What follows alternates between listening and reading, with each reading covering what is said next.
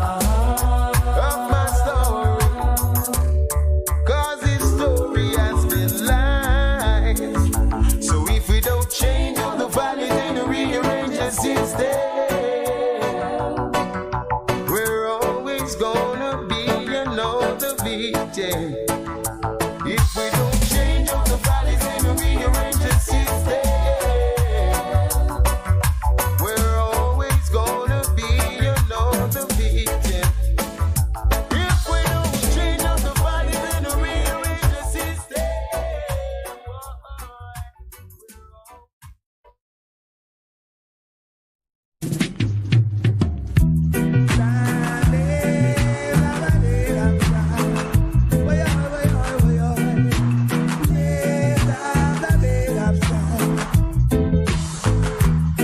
do you know what it means to have a revolution? And what it takes to make a solution? Fighting against oppression, ooh yeah, battering down depression, oh yeah, whoa, ooh yeah,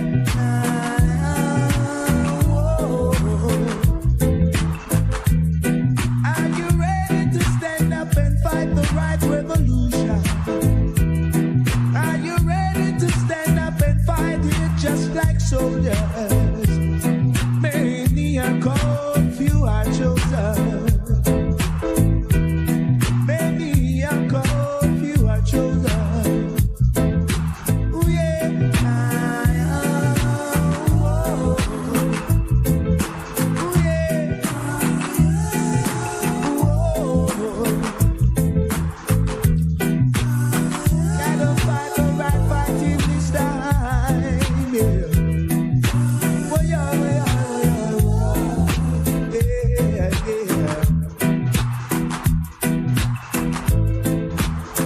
Ah, yeah, yeah, yeah. Are you ready to stand up and fight the right revolution? Are you ready to stand up and fight it just like soldiers? Many are called, few are chosen. Many are called, few are chosen. If you wanna live forever, you gotta love each other. Say you gotta live on forever, yeah. And love one another. Oh yeah, oh yeah, oh yeah, oh yeah.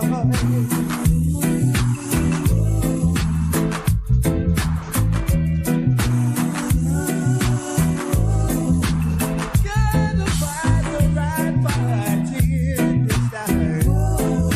Whoa, boy.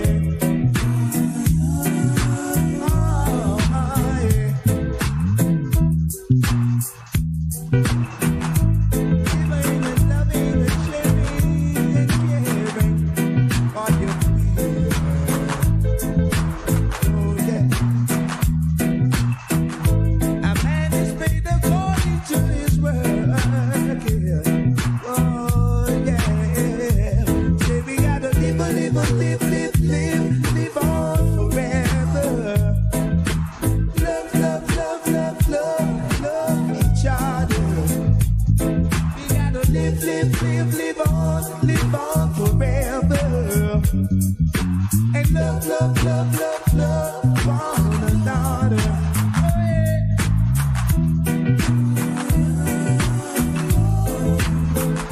Living and loving and sharing. Oh, yeah, yeah, yeah.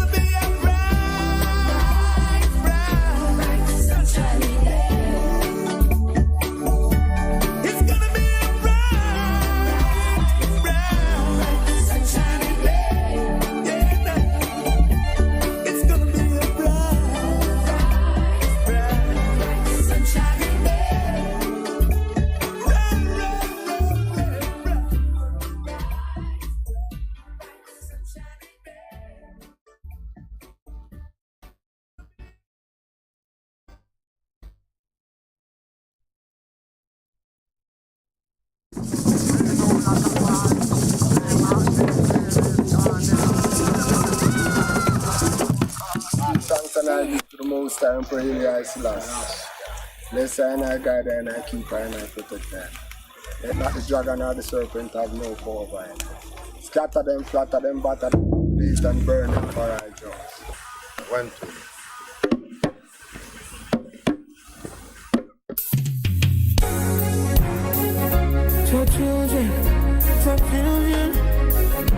For children in the army, no.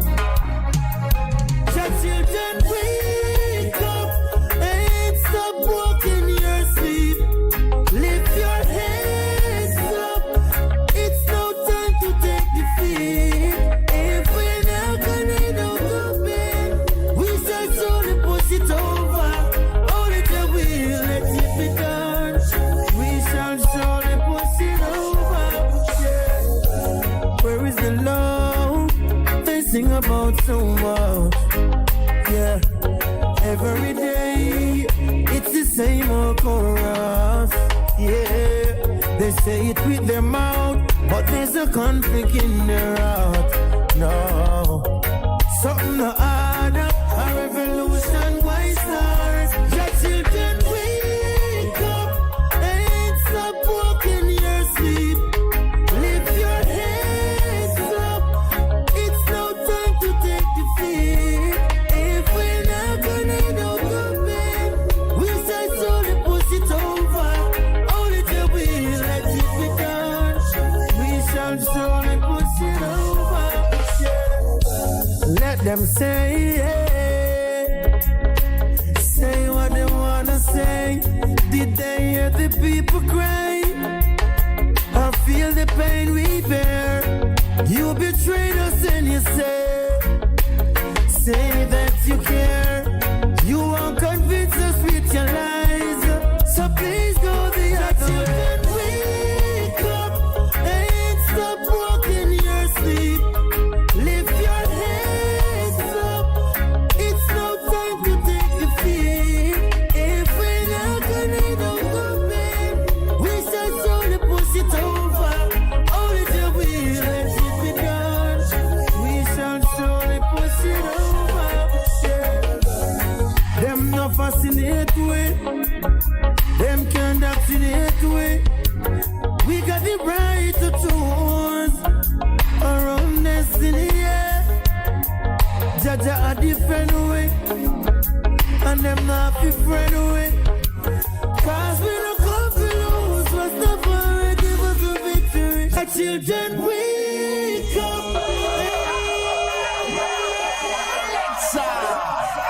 Come again.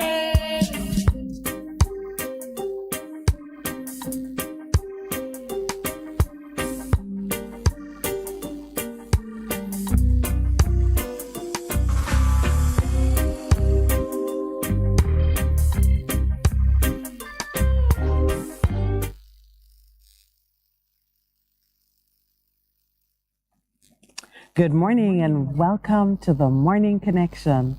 We're coming to you live from the Ligony Club because it's Thursday, Free Flowing Thursday. This morning it's Minett and Lowell, live from the Ligony Club. Bess100 FM's Morning Connection is ready to take you into your day.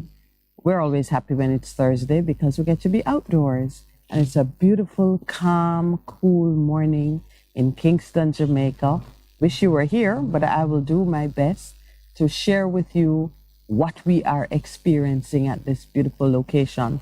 On Thursdays, we have the pleasure of being hosted by our Ligony Club family. The Ligony Club is a private members club with the largest selection of sporting facilities under one roof, I think, in the English-speaking Caribbean. We have 6 squash courts, 8 tennis courts, now including what's the name of that new sport? I'm always forgetting it. Pickleball, including a pickleball court, a very large size swimming pool, walking trails, and just about every kind of peaceful accommodation that you could require if you are in Kingston for business or visiting family. The Ligony Club is an excellent selection of a home away from home. And not to, as they say, last but not least, there is JD's Urban Pub, JD's Urban Pub is our local restaurant within our club family. And this week, they are doing 2 specials. They have Lobster Wednesday just gone. And let me tell you, I came here this morning and I could tell they had a lot of fun.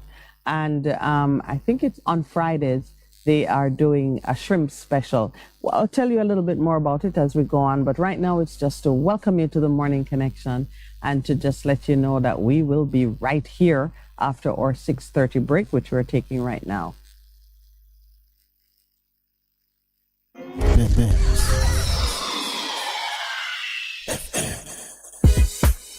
Veteran Printers for all your printing needs. We specialize in calendars, flyers, brochures, and more. Call us today at 968-7506. That's 968-7506. Or visit us at 4 East Bloomsbury Road, off Hagley Park Road. Veteran Printers, your best choice in printing.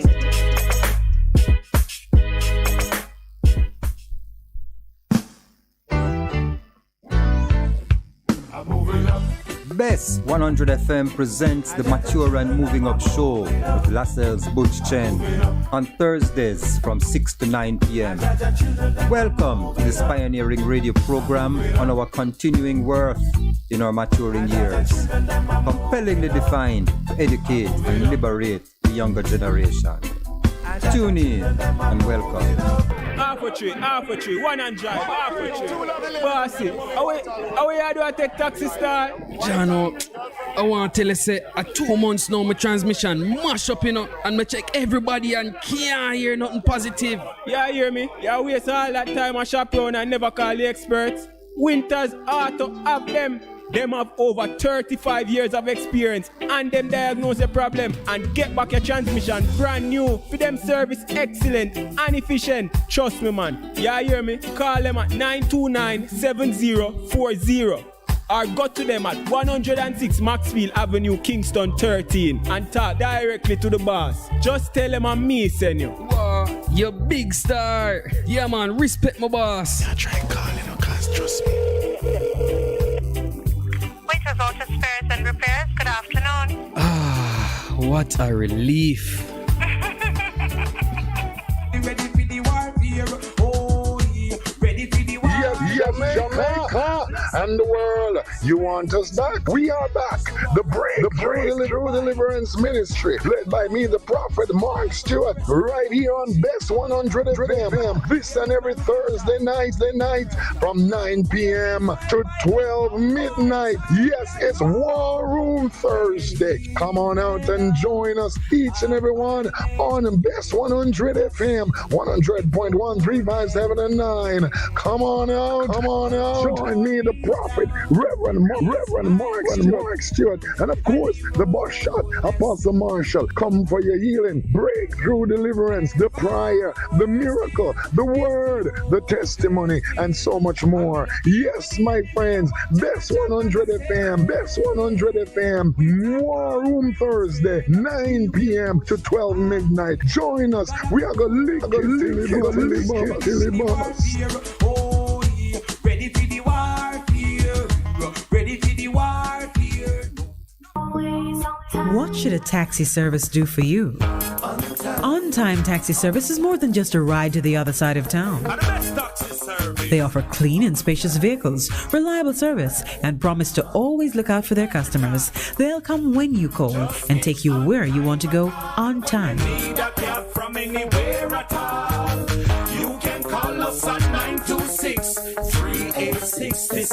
We are something special on the road. Bess100 FM is the authentic voice of Jamaica, promoting your prosperity with better vibes and better music. Let us promote your goods and services for you. Advertise with us. For more information, call our office at 876-276-8935. That's 276-8935. The Morning Connection is not your usual talk show.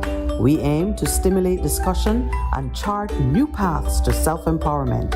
So please join us, Minett and Percy, on The Morning Connection, Mondays to Thursdays, 6 a.m. to 10 a.m. on Bess100 FM. It's good, it's better, but nothing beats Bess FM.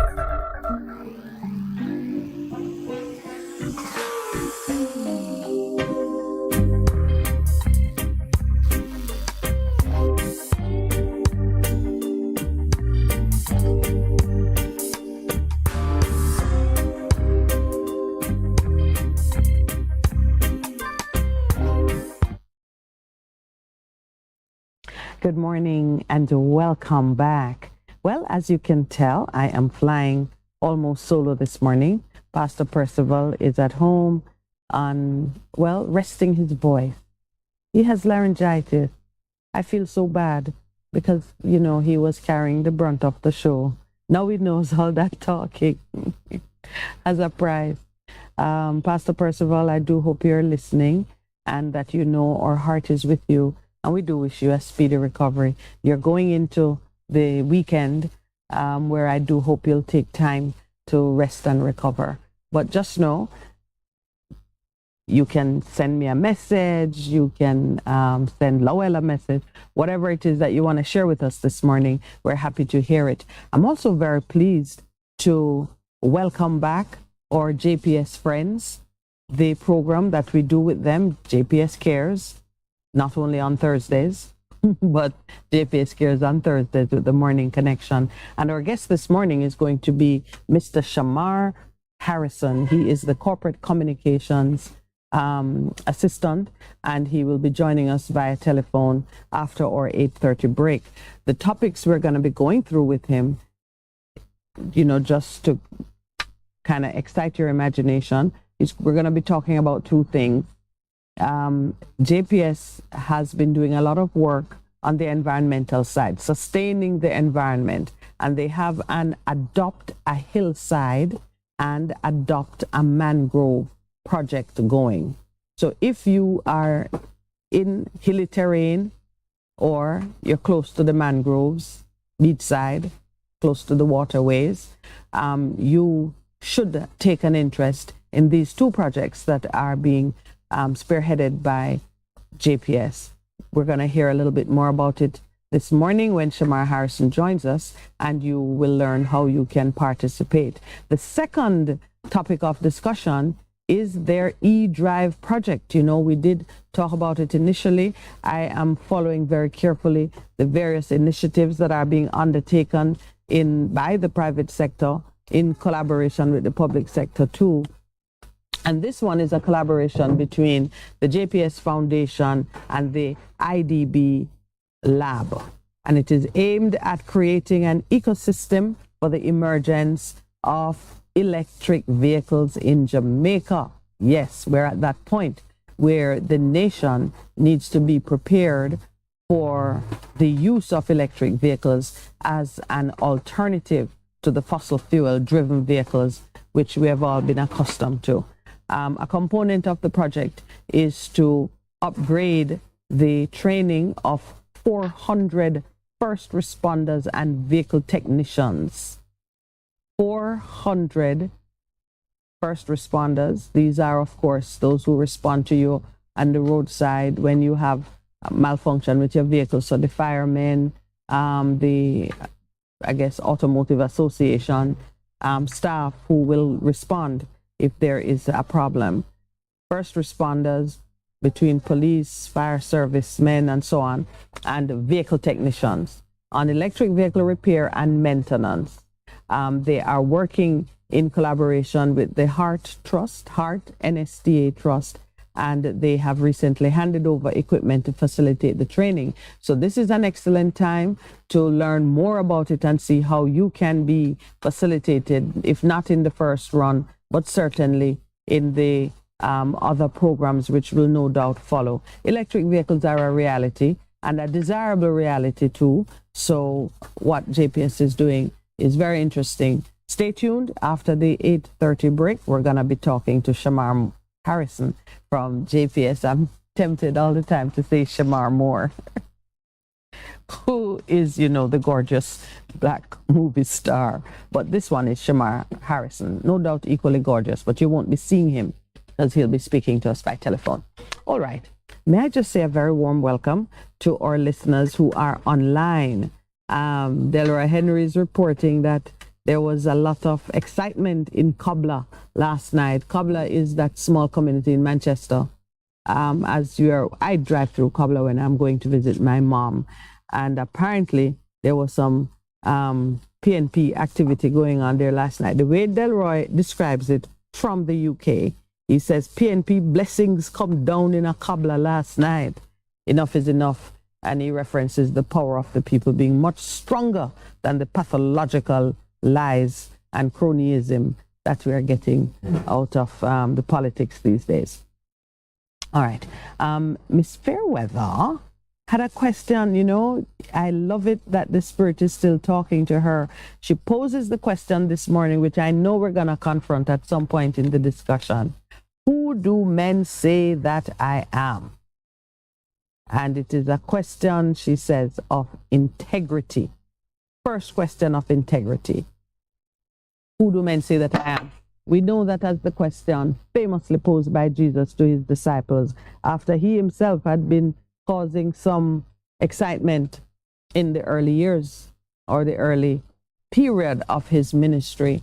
And it became necessary to find out what was being said in the streets. What did his disciples themselves know concerning this man who walked the earth more than 2,000 years ago? And this morning, one of our listeners online has posed it as a relevant question of the day. Who do men say I am? The famous I am is how God introduced himself to Moses, the ever-present one, the source of all power, the source of all love, integrity. That one, the I am. And it would seem to many of us that man has lost a complete connection with that source and may even be denying its existence, its power. We may have completely deluded ourselves into believing that what we are doing here is our own business. You know, we are making our own luck. We are the masters of our own destiny, and we can determine all that happens here. So I love it that our listener has posed the question and has posed it as a question of integrity. Do we dare to acknowledge the source of power, the source of life?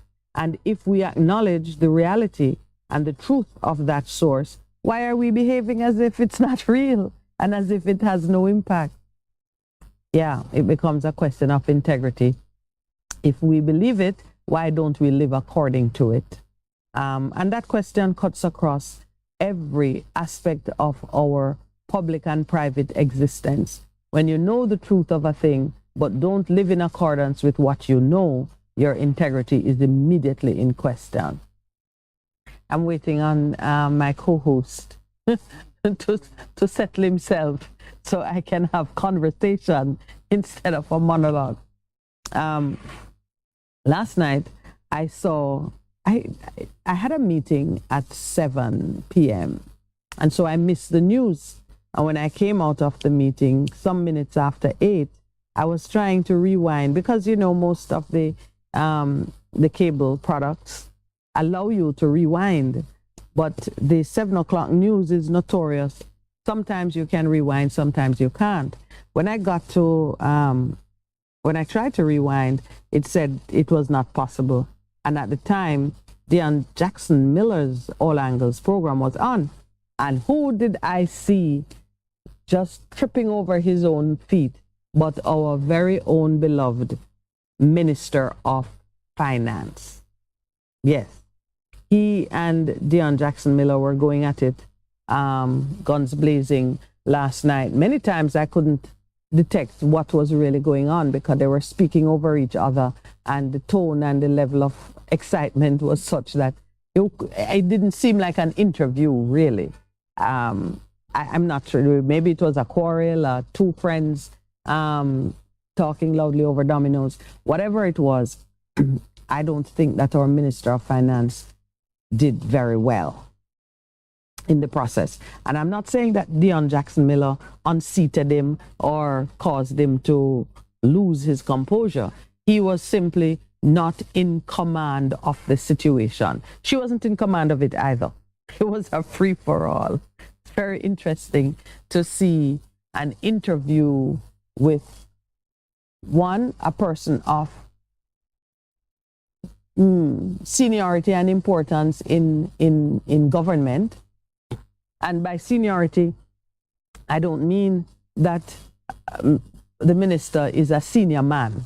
I mean the position he occupies is one of great seniority and importance in government.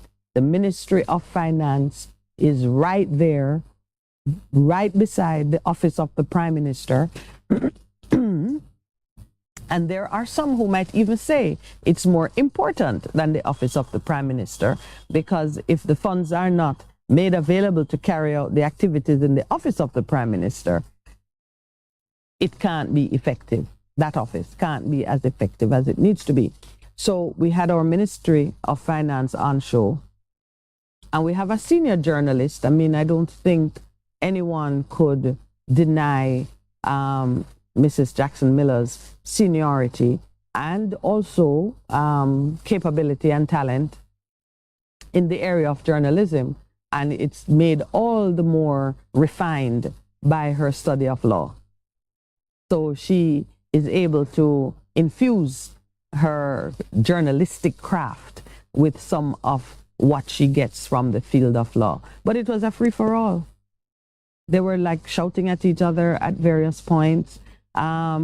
He was speaking over her, she was trying to speak over him, and it's obvious that they've met before, so there was also that ease of familiarity and comfort. There was one period when he got up and went over to her chair and said, "I'm on your side," and you know, the theatrics continued.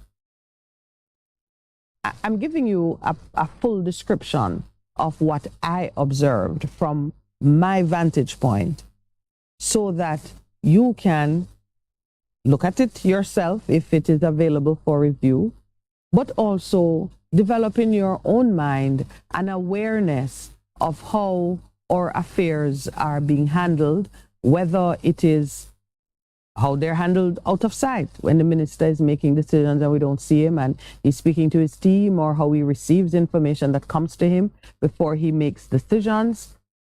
And then on the public stage, when our journalists are doing what they must do, ferreting out information, asking the tough questions, getting to the sort of the nitty-gritty of what is happening, so that we can decide if we like something, if we're supporting something or not. That's what it looked like on primetime TV last night. Now, what were they talking about? It is the very embarrassing situation of a government entering into the all-important budget debate, speaking strongly and positively about our future, the economy of the country, giving every appearance that we are sitting pretty, yet having something very ugly unfolding. I can't even say in the background, it's in the foreground of national life. We have the teachers, to whom we owe such an enormous debt of gratitude we cannot pay it in this lifetime. We have the teachers in a state of great unrest, agitating for better terms and conditions of work. We have the policemen in the same state of unrest. Really, we have the judiciary, members, different segments of the judiciary, in a similar state of disquiet. Essentially, the people, the labor force of this country, not happy. And they're not happy because the resources which ought to be made available to compensate them so they can lead reasonably fruitful lives, our own government either can't afford it, is not making it available, but all the while trumpeting to the world how well we are doing.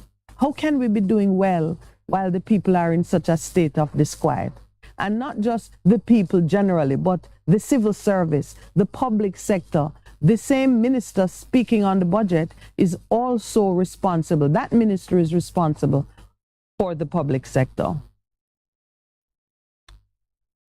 So the matter for discussion in the interview, or which ought to have been discussed in the interview, was the state of the negotiations. When I came onto the program, they were talking about the disconnect between the minister's communications and how the teachers and I think and others, the police, what was coming out of those camps. Because the minister would say one thing, for example, apparently he is accused of having said an offer was rejected, when in fact no such rejection had been communicated and the parties were still at a kind of impasse. So we had the minister trying to explain what he meant and denying that he said this, and there was some kind of parsing of words. I see that Percy has woken up and he says, "Are you saying conniving Clark?" Yes, conniving Clark is what he's saying. Yeah, there was every appearance of a splitting of hairs and just a lack of clarity, a deliberate lack of clarity. And you know what? It made it seem that the minister was seeking to be either cute in his language or he was misleading the public.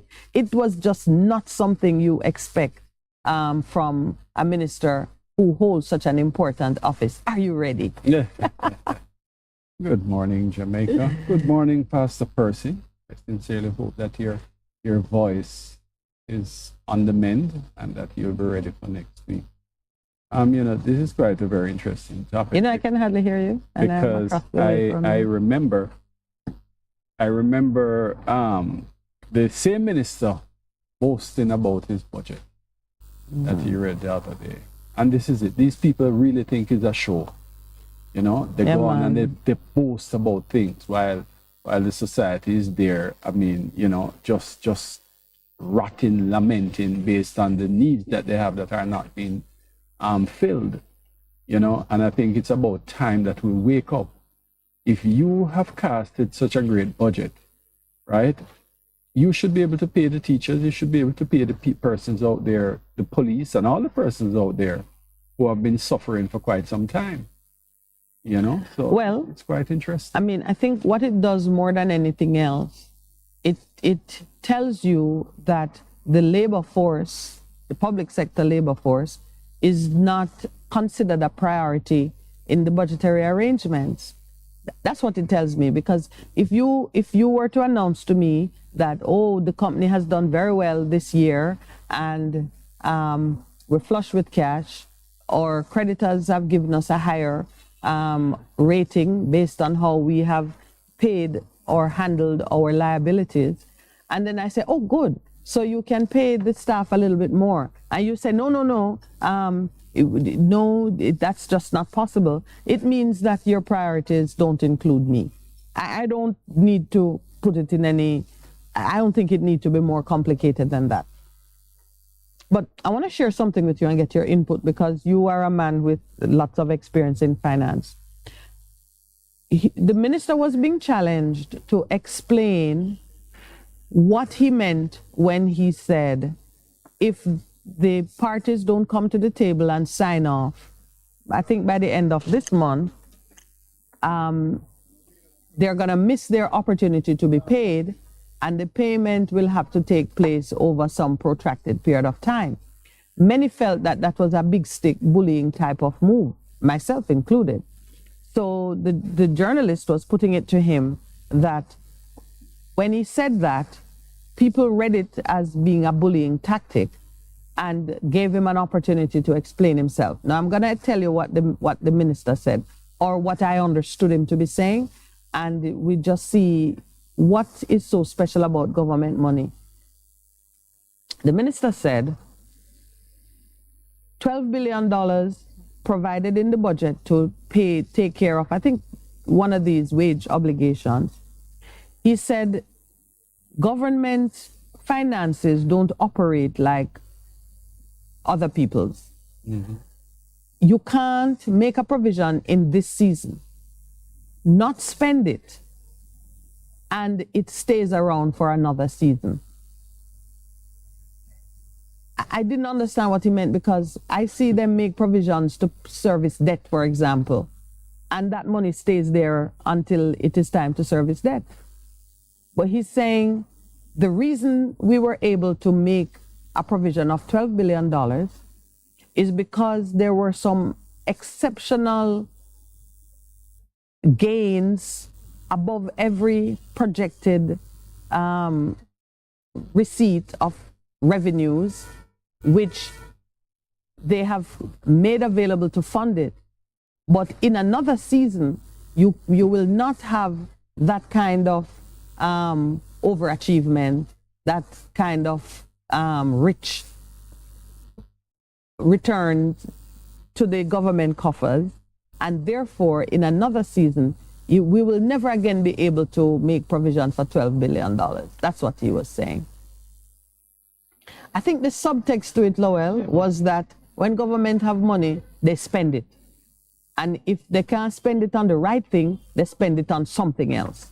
I believe that's what he was seeking to communicate to us, that when the government make provision for something, if it is not spent on that thing in that hour, they're going to put it to something else, and you've lost your opportunity.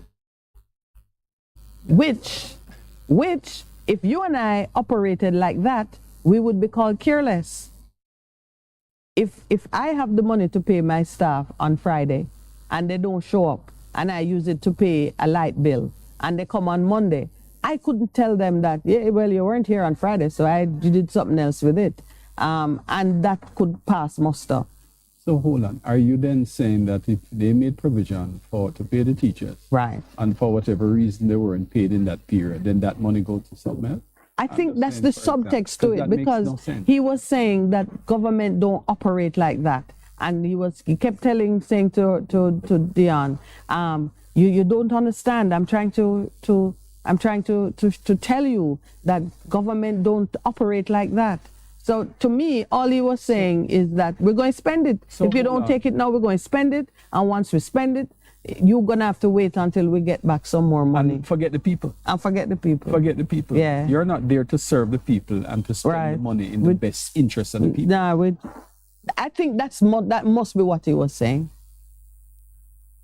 You'd have to listen to it, because he was at great pains, and every time she was trying to say nonsense.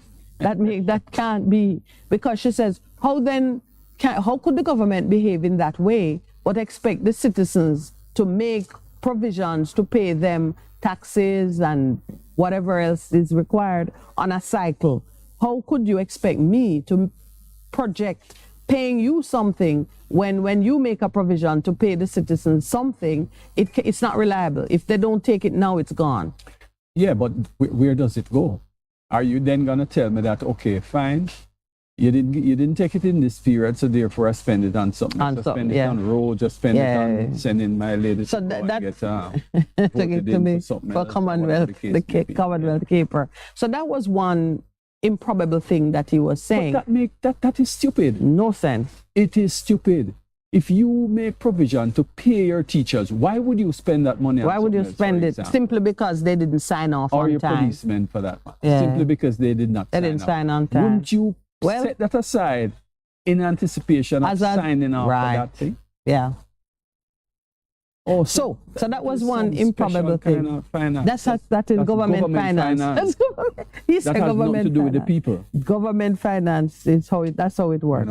The second thing he was being tested on now. He has announced a $40 billion provision for roadworks. The NAA, he announced NAA as the only government agency with the capability to execute those works. So when we come back from the break, I will tell you what went down with regards to this $40 billion purse that don't seem to operate like the teachers' wages, police wages purse. Apparently that one has to be spent. Okay. All right, when we come back. Must get smooth good road. When we come back.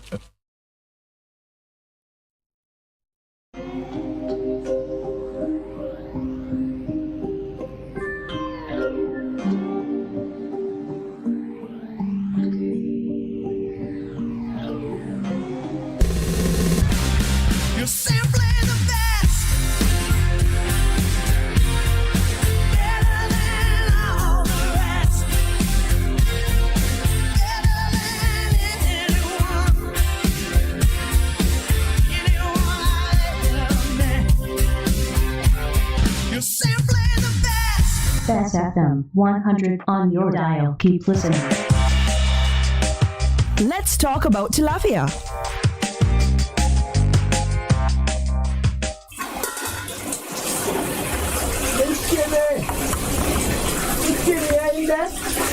I wonder if I call out my name so early. We're not open yet. I mean, man, Chalky. I have something I want to show you.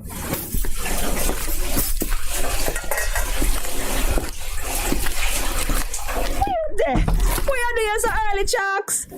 I couldn't tell when last me see you. I'm thinking it's kind of foreign. Not foreign enough. More like country. So me I look for diversify my business, you know. And a friend of mine have a fish farm in the country, so I'm go check it out. Fish farm? Fish farm? So yeah, look for me so strange for.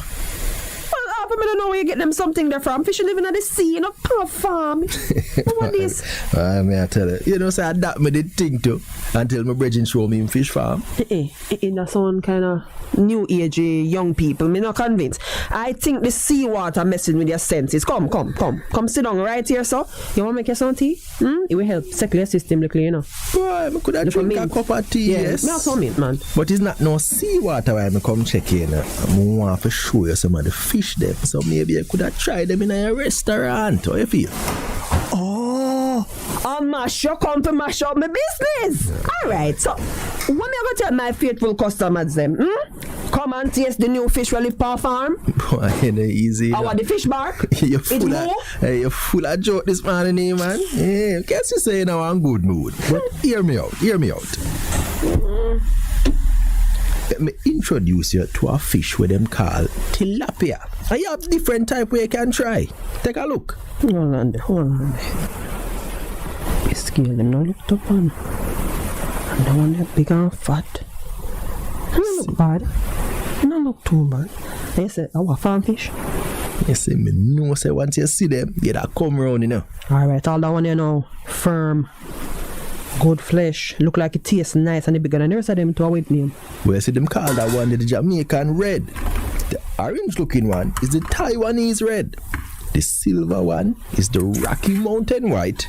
Then the other one, the fancy one, is the Egyptian Nilotica. Say that again? Egyptian Nilotica. No, me not try that. But the red one, they look good. Alright, so before me buy any of them, I want to try it for myself. So don't move and put on the pot here. Alright. But Jackie, the tilapia them seem to take on to my special seasoning. Good man, them smell up the place. Nice.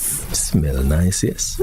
Why, do a point for me to ya, man. Because I know some men eat from a left country. No say nothing, man.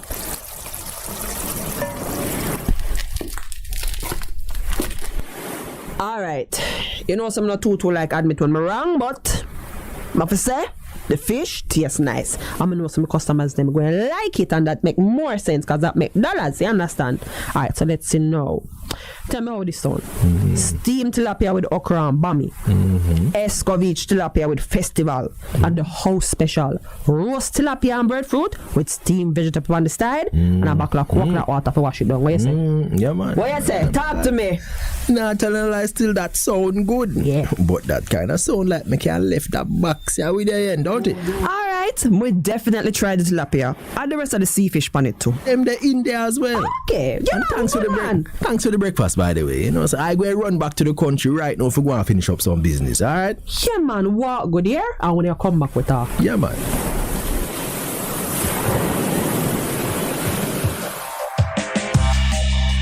Let's Talk About Tilapia was brought to you by the National Fisheries Authority. Fish for today, fish for tomorrow.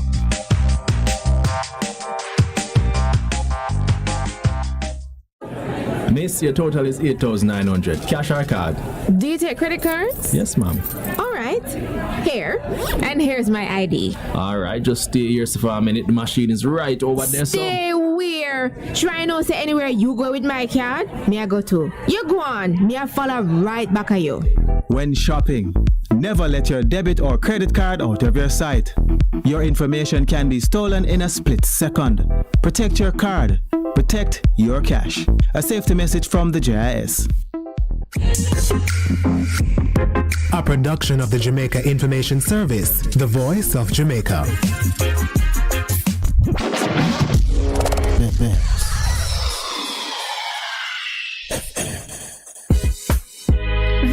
Printers for all your printing needs. We specialize in calendars, flyers, brochures, and more.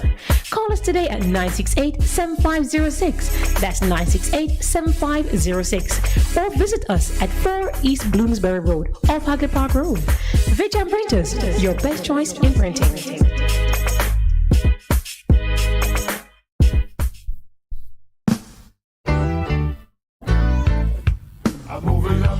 Bess100 FM presents the Mature and Moving Up Show with Lascelles Butch Chen on Thursdays from 6 to 9 p.m. Welcome to this pioneering radio program on our continuing worth in our maturing years, compellingly defined to educate and liberate the younger generation. Tune in and welcome. Half a tree, 100, half a tree. Bossy, how you do I take taxi star? Jano, I want to tell you, say, 2 months now, my transmission mash up, and me check everybody and can't hear nothing positive. Yeah, hear me? Yeah, waste all that time I shop around and never call the experts. Winters Auto have them. Them have over 35 years of experience and them diagnose the problem and get back your transmission brand new. For them service excellent and efficient. Trust me, man. Yeah, hear me? Call them at 929-7040 or go to them at 106 Maxfield Avenue, Kingston 13 and talk directly to the boss. Just tell them I'm me, send you. Wow, you big star. Yeah, man, respect my boss. Yeah, try calling, cause trust me. Auto Spares and Repairs, good afternoon. What a relief. Bess100 FM is the authentic voice of Jamaica, promoting your prosperity with better vibes and better music. Let us promote your goods and services for you. Advertise with us. For more information, call our office at 876-276-5072 or 876-883-5328. That is 876-276-5072 or 876-883-5328. Half a tree. One already, 200. Ready, mama? Ready. Is this the confusion you feel when trying to work your way through medical systems in Jamaica? Try a dose of Ask Dr. Mary every Thursday at 5 to 6 p.m.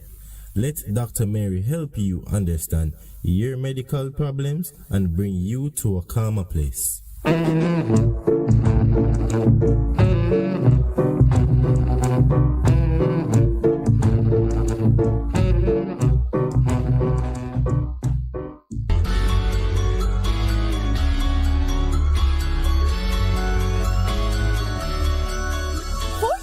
On health and education, inspiring interviews, surprise giveaways, your favorite songs. Tune in to Bess100 FM this and every Sunday at 11:30 to 12 noon. It's Distinction 411, your weekly college magazine program hosted by James and the Distinction family.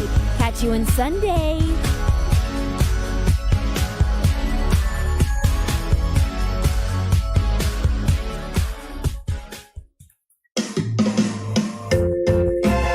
Having trouble getting parts for your Mazda? Maljam Auto Parts is your solution. Find Maljam at the new and convenient location off Upper Walton Park Road at 9 Kingswood Avenue. Maljam Auto Parts, with over 25 years experience, providing all Mazda parts, new and used. Call 923-4389 and 461-1786. Maljam Auto Parts, serving your Mazda needs. Yes, Jamaica and the world, you want us back? We are back.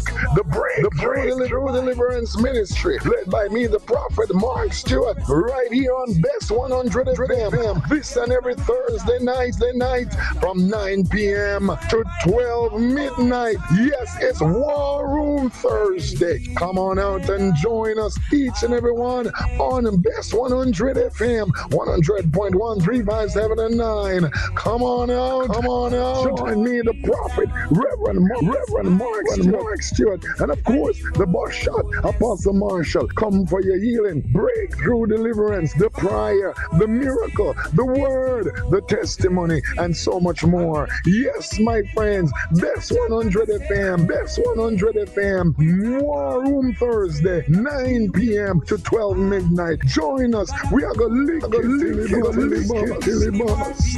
Oh, yeah. Ready for the warfare. Ready for the warfare. What should a taxi service do for you?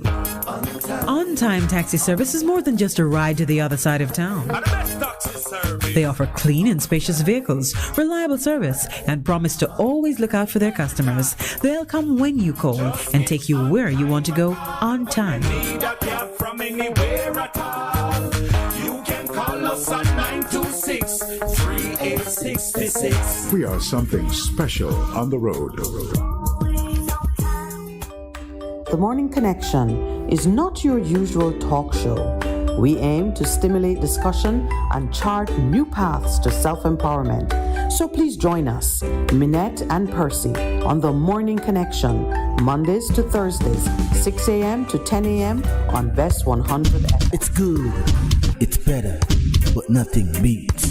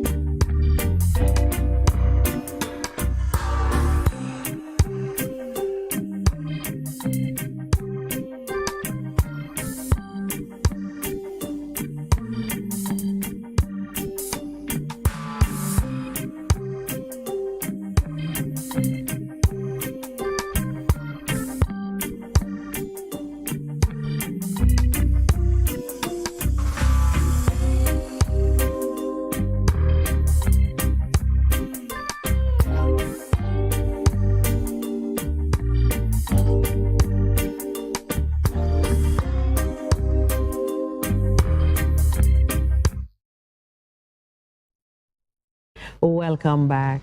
Now, you know, one of the things that made the Ligani Club an excellent location for Free Flowing Thursday is that flowing right in front of us, usually friends and club members. And just now, not only a friend of some vintage, but as it turns out, too, a teacher. Flowing right past me, she said, "Good morning," so politely and calmly, and then we all realized, it was like, oh, it's you. So we pulled her on set, and of course, Lowell, charmer that he is, has persuaded her to put a microphone on, because as we've been talking about this conundrum that our Minister of Finance faced, but just understand, it's not a political issue, it really is a survival issue, and it's a governance issue. Survival, because teachers who are first among public sector workers are not happy. And they're not happy. Their unhappiness is long-standing.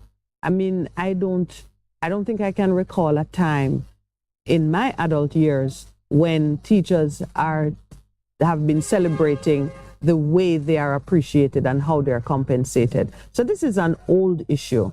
And Nigel Clark, who is Minister of the Day, is grappling with something that is older than him, probably. But he is the man with the responsibility to do something significant about it. And he's in the job at a time when the teachers are militant and they're saying enough is enough. So now, to my guest, whom I have permitted, if she wants to call herself Jane Doe, that is her privilege. But I'm going to allow her to just introduce herself, and then we're going to get some real conversation going on what does this all mean and what's likely to happen. Hi, Minett. And you are right. Well, really charm me over here to have this conversation. I will make sure when I pass in here on Thursday not to walk this way. How are you today? I am very well, and all the better for sharing some conversation with you. Yes. So what you want to tell our listeners? I'm Nicola Guy. I'm from New Providence Primary. As it relates to the issues that are going on now with the teachers, my take is that we need to step away from the profiling. We need to step away from the profiling. It's almost like you have a cut and you just keep putting Band-Aid on it. There comes a time when, in the case of Nigel Clark now, that you are going to be the one to make the change and to make the difference. And that's my take. It's not political for me either, but we know that we've all been coming, all of us are coming out of 2 to 3 years of suffering, additional suffering to what we used to endure. And teachers are one of the main people that I know that have been holding strain. So, I mean, yes, Nigel Clark might be feeling that he's under pressure that has been around for years, like you stated earlier. And it is true. However, when you step into a position, you should know what your responsibilities are, what is expected of you, and so on. And I think that this is an opportunity for Nigel Clark to make his name. To be remembered in a positive way. Exactly. In a positive way. That one minister that came and made a change in the public sector. Because, you know, Nicola, I detect that government officials feel like if they give in to what the citizens want, they have failed in their duty. It's like it's a contest and one side is asking for something, and if the other side yields, it's a sign of weakness.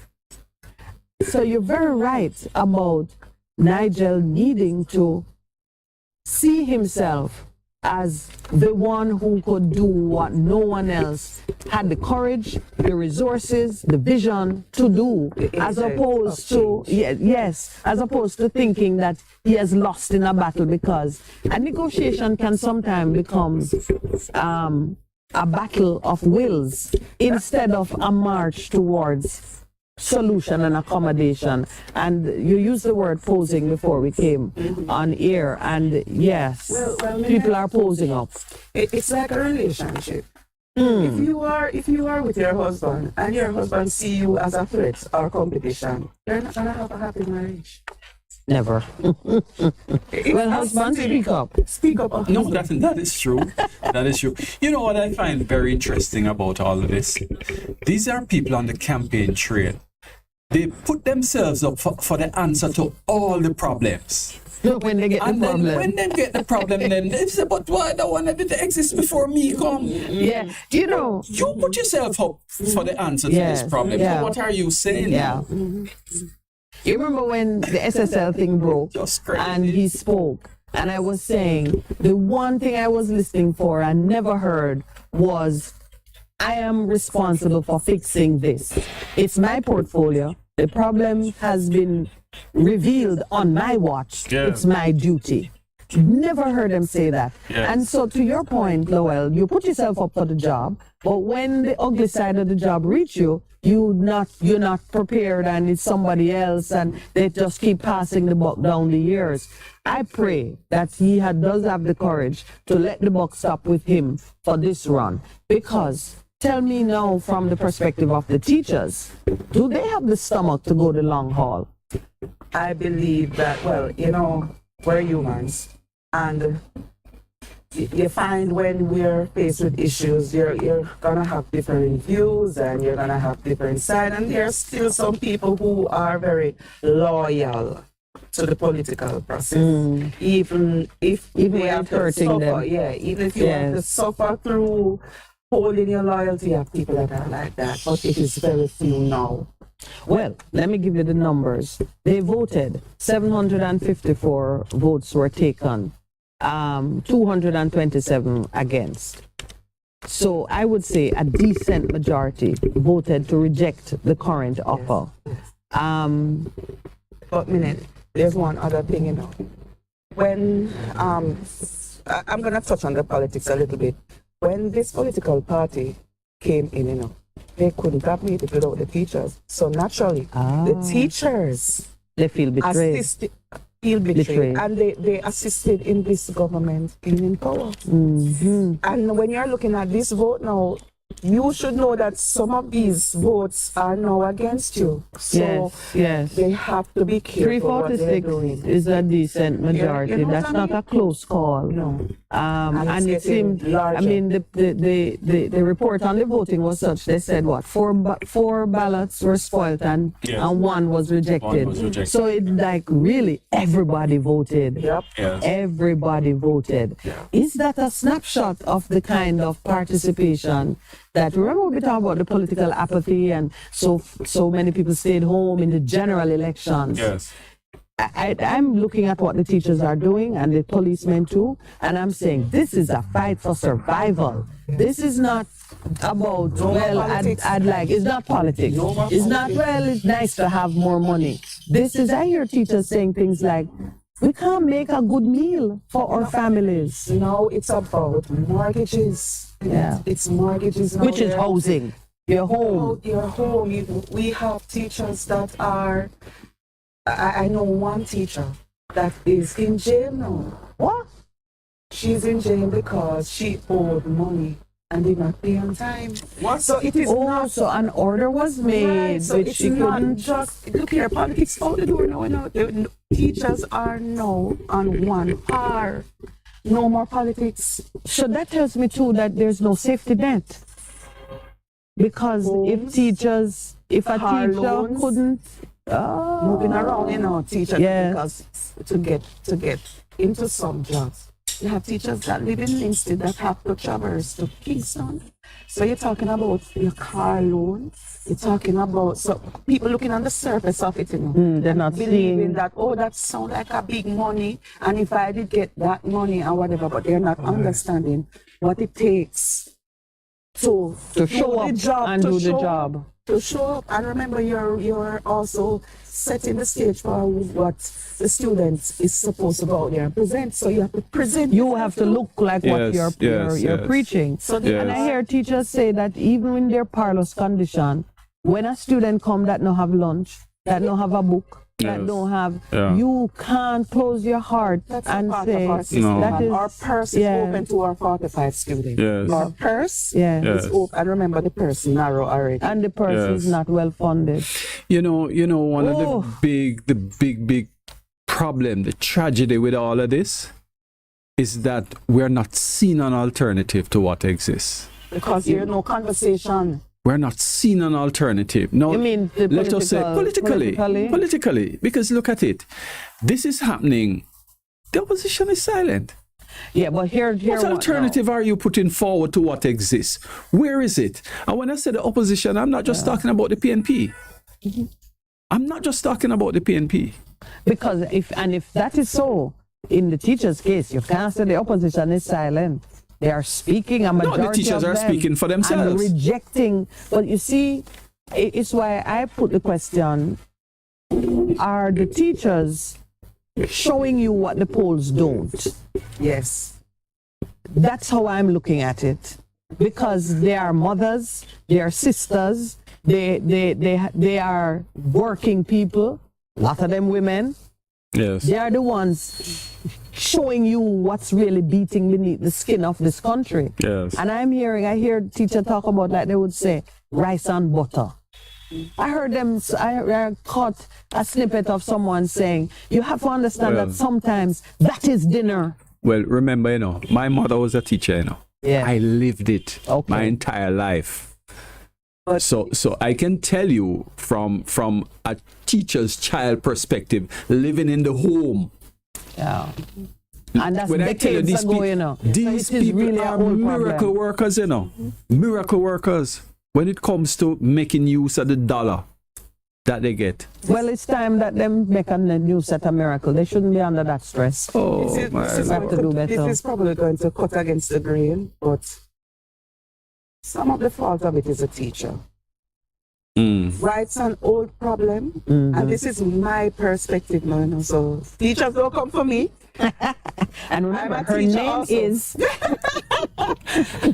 The part of the problem is the teacher, because the teacher has always been sitting in the classroom, and whatever comes, you take it and you make, because that's what this what Lowell spoke about, the miracle workers. Yeah, And you actually pride yourself on staying in the position under some hard circumstances. Whatever changes in the society, let us carry to the school and let the teachers fix the peace problem. Yes. Oh, Let us yes. take it into the school and let the teachers fix the home problem. Yes. You reach out to the so and when our the social children social become workers, violence producers, let the we teachers say that be the education police. system failed. Right. Yeah. So I'm part with of you. the problem is the teacher allowing and not sticking to the job of teaching Yes. and taking on all the responsibilities that the ministry send down to us. Yeah. Yes. As if Yes. you have endless resource and capabilities. That Yeah. is. So But teachers, I'm gonna forgive me. throw something into it now, and this one now I will be seeking forgiveness too, because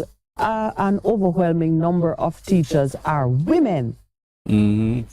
Is also a woman problem, because we like to believe that we are Can save super, the world. we can save the Yes. world and don't get paid.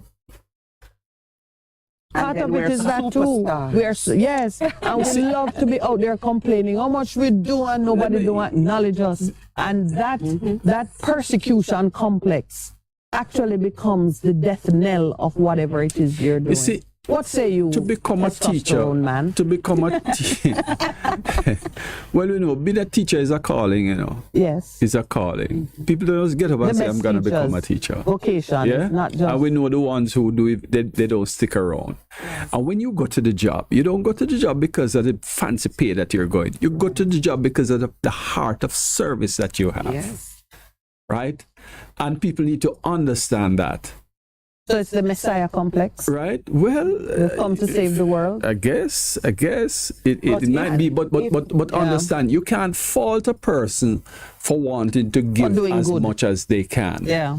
Those who You're see, supposed to those who reward receive them. it, and those who refuse to reward it, they are the ones we need to be addressing. So we're back to Nigel then. Yeah. Because the government has placed him in the role of Minister of Finance, and his is the job to reward the people who are doing well as a calling, the people who take delight in doing the impossible, but still need to be rewarded. Listen, I take the point you're making, and I agree with it. It being true that teachers allow themselves to carry a greater weight and burden than they are really fit for, it's not an indictment. It's just a recognition of the reality. But in turn, we as citizens out there, beneficiaries of what the teachers give, should step up and do the honorable thing. Yes. That's why every opportunity I get on air, I say, support the teachers in their protests. They deserve more. Yep. May I say something? Yes. The corporate bodies, they benefit from supporting stuff like chants. Yes. Yes. They benefit from, sponsorship. The marketing, Yes. glitz and glamour. Just Yes. what if, forget Nigel for now. Yes. Yes. all of us who are making money out there, this is for you. What if teachers decide that there's no chance? You know, what if teachers decide we're not coaching and training and preparing nobody? We're losing money. It's just back to the relationship. They don't see it. It don't make sense. The husband and the wife fight each other. You're mashing up the home. So the corporate, the government, everybody, it stands to benefit by keeping the teachers. Let us take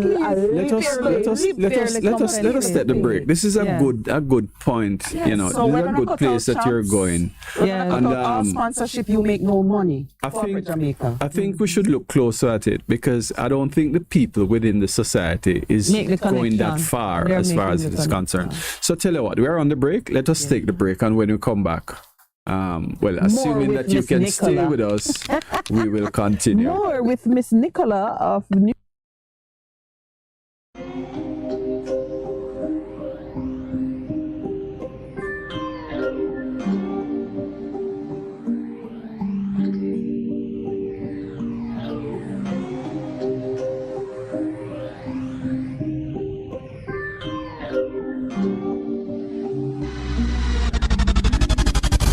We'll be right back. Half a tree, 100, 200, ready, mama? Ready. Is this the confusion you feel when trying to work your way through medical systems in Jamaica? Try a dose of Ask Dr. Mary every Thursday at 5 to 6 p.m.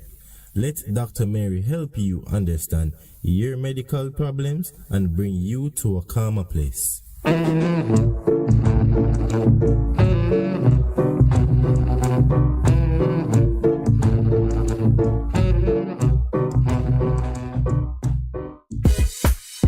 Vejan Printers for all your printing needs. We specialize in calendars, flyers, brochures, and more. Call us today at 968-7506. That's 968-7506. Or visit us at 4 East Bloomsbury Road, off Haggard Park Road.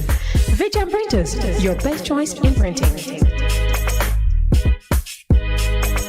Ulcer Shield is an all-natural herbal product that will fight internal ulcers, acid reflux, leaky gut, irritable bowel syndrome, and bacterial overload. Put 1 teaspoon of Ulcer Shield daily in your favorite juice or tea and watch the improvement in the health of your gut. Get your Ulcer Shield today at Hapco Herbs and Extracts. Call 876-540-8871. That's 876-540-8871. Half a tree, 100, half a tree.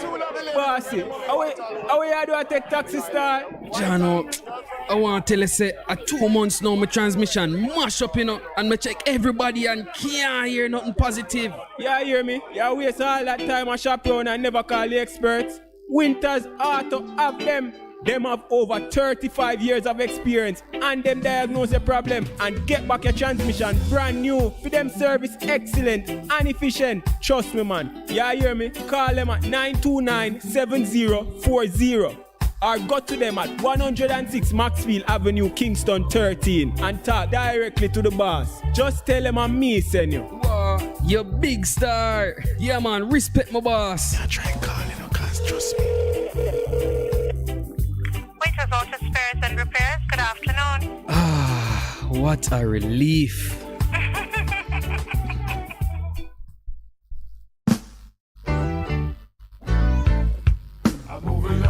Bess100 FM presents the Mature and Moving Up Show with Lascelles Butch Chen on Thursdays from 6 to 9 p.m.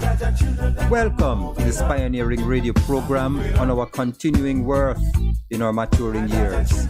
Compellingly defined to educate and liberate the younger generation. Tune in and welcome. What should a taxi service do for you? On-time taxi service is more than just a ride to the other side of town. They offer clean and spacious vehicles, reliable service, and promise to always look out for their customers. They'll come when you call and take you where you want to go on time. From anywhere at all. You can call us at 926-3866. We are something special on the road. The Morning Connection is not your usual talk show. We aim to stimulate discussion and chart new paths to self-empowerment. So please join us, Minett and Percy, on The Morning Connection, Mondays to Thursdays, 6 a.m. to 10 a.m. on Bess100 FM. It's good, it's better, but nothing beats. Best.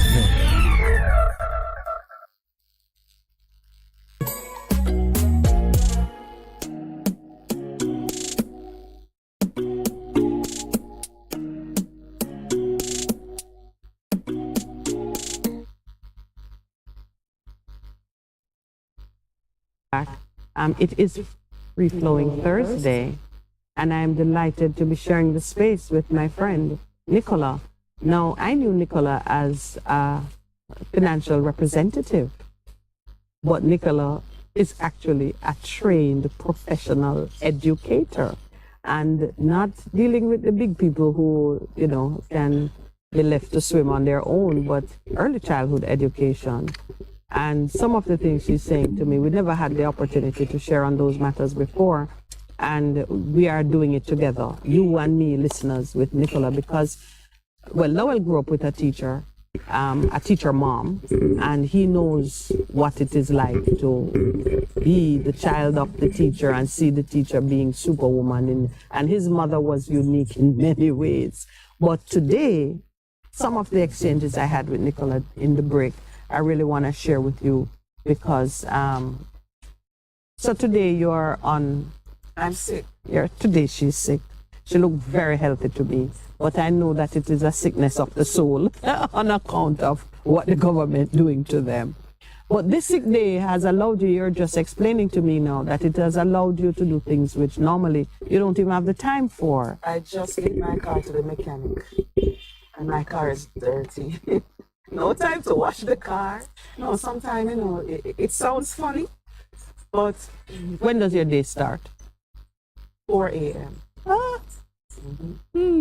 So I get up, I have to face the traffic, prepare my son for school, face the traffic, which takes between an hour and 15 minutes to get to work.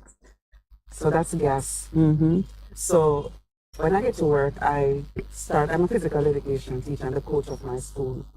And so I train from 6 in the morning for the children that have extra lessons. We usually train after school, but I have to make sure that their academic health takes priority. Right, so we train in the morning. After that, I have to teach PE during the day. And after PE, I have to train in the afternoon for those who don't have extra lessons. Then face the traffic. So what time is that now? So I finish training like about 4:15. Right. So from 4 a.m. to 4:15. And then face the traffic, so I reach home about 6:15, 6:30. And PE is not just running around, and each time they come, you make them run around some more. No, see, there's preparation. Yes. PE is a program. Yeah. It's not the children get outside and start running up and down. It's not to stretch and clear their head. No. It's actual learning of your physical. It takes in your diet, it takes in exercise, rest, everything. And just imagine what the classroom teacher, her days like. Yeah. I was a classroom teacher, I taught GSAT. GSAT is in the old days. So I understand both inside and outside even the classroom teacher is counting on the physical education teacher. Oh gosh, to drain some of that energy. And to me, and they miss the 45 minutes. They die. They want that break. Sometimes they get to go to the bathroom. Sometimes they want that break to take their tablets. Sometimes they want that break to have breakfast. Yeah. Question for you. Being a physical education teacher, what happened during COVID? How did that?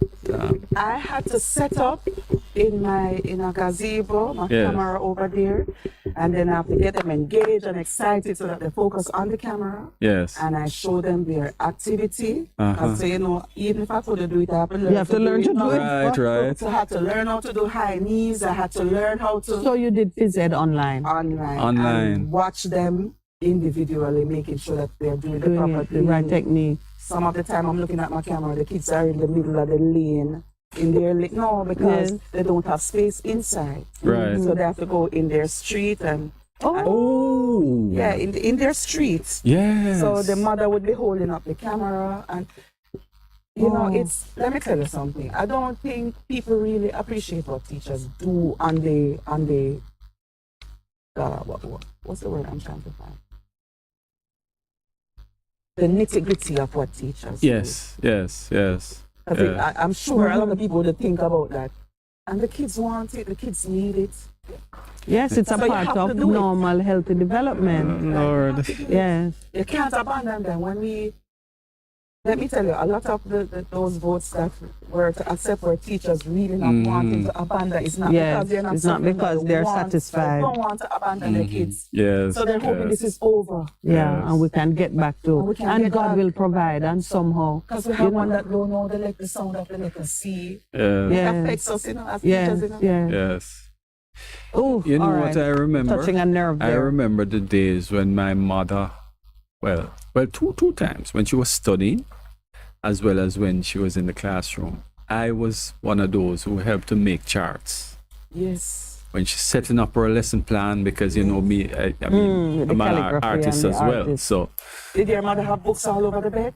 Of course, and cartridge paper, and I have to go and do the lettering and the scissors and the all. Yeah. I mean, I remember. So I'm saying, even when they're at home, we're working. They're still working, and luckily, I had the skills, so I was involved in that. Because if I were a child who was relying on my mother to take a break from working so out she to could get give her you some attention, that would never happen. You had to fall into her schedule and enjoy a part of what she was doing. Yes. And your children have benefited from it. Oh, they have benefited tremendously. Rewards. Well, listen, I'm looking at Nicola's book bag on the table. So today, even though she's sick, you have a program for today that very much involves continuing the work. Yes, I have to be registered students for the in-sports game, and I'm going through my register, and I'm also going online to do some preparation for next week. All right, so we're not going to take you too much longer from your schedule, but I want you to repeat, put back that idea on the table before you leave. You said, what if the teachers who prepare so much in life is entertainment and champs and the different sporting events that are on the global stage are huge productions that become possible because teachers are in the background preparing the cast of characters. And corporate Jamaica spends a lot of money pulling marketing returns from those events. You said, what if? What if? And they are benefiting. So I'm not here to bash corporate Jamaica. Oh no, we understand that. But I'm here to let them open your eyes, Jamaica. Not just the government, open your eyes, because it's too quiet. You're too quiet in this fight for us. You're too quiet, and when you need us, you are loud. We need to hear what is happening, because we need to know where we need to invest our time. Well, I applaud that and I endorse it. I miss no opportunity to say to all and sundry, and corporate Jamaica is the PSOJ, all of the associations that your workers, your good workers come out of a classroom.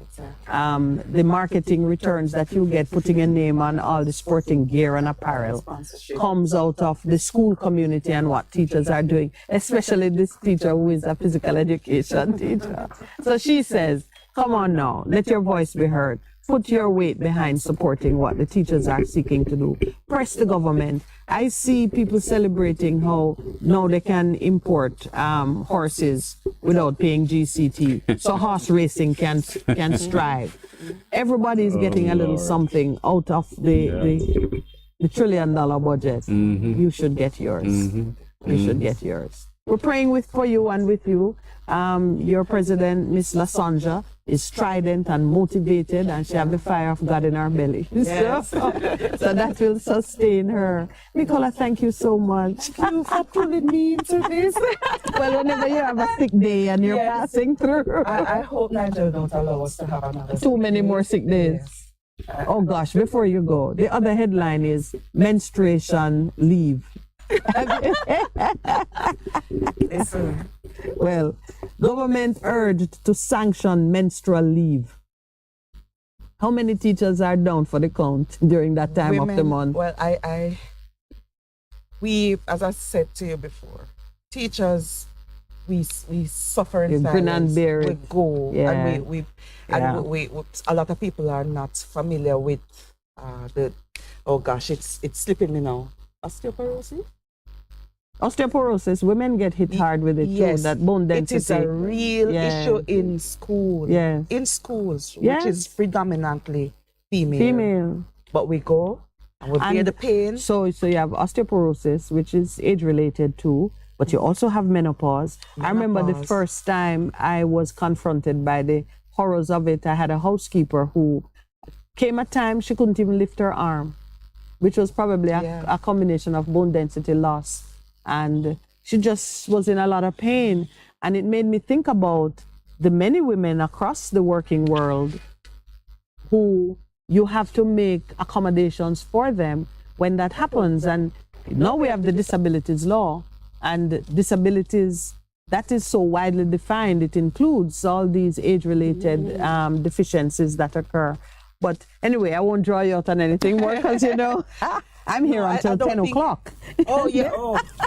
Well, I need to go get my schoolwork done. You need to get your work done on your sick day. Yes, on my sick day. I can't even be sick. Yeah, well. But I really, it's to me, it's unnecessary, all of what is happening. It can easily be resolved if we just have a little more love for each other. I think we can work, because when you're communicating with love, you find solutions. Oh yes, you are motivated. Yeah. You're motivated to find solutions. You're not trying to one up anybody and it's a us against them situation, which we gotta break that particular yoke with our government. People become government ministers and it's us against them. We are the unwashed masses trying to break into the big house, and they are fending us off and hiding the treasures from us. That has got to change. Thank you, my dear. I wish you all the best. Thank you, Nicola. When you get your good salary, yeah, man, let's I celebrate. buy lunch for all of us. There you go. There you go. There you go. Thank you so much. Right, have a wonderful day. Yeah. All right, Lowell will unmic you, or maybe I will unmic you. There you go. Because I was looking. All right. All right. Thank you so much. What a delight, Lowell. Excellent. I'm so glad that you recognized her instantly, so we could drag her in. In the meantime, let me see what. Percival has sent me a note here.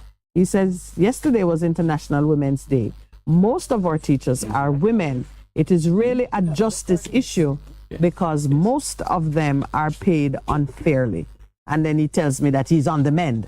I couldn't help but make the link between the abuse or the unjust treatment of the teachers and the fact that most of them are women. And women are so accustomed to giving their all for little.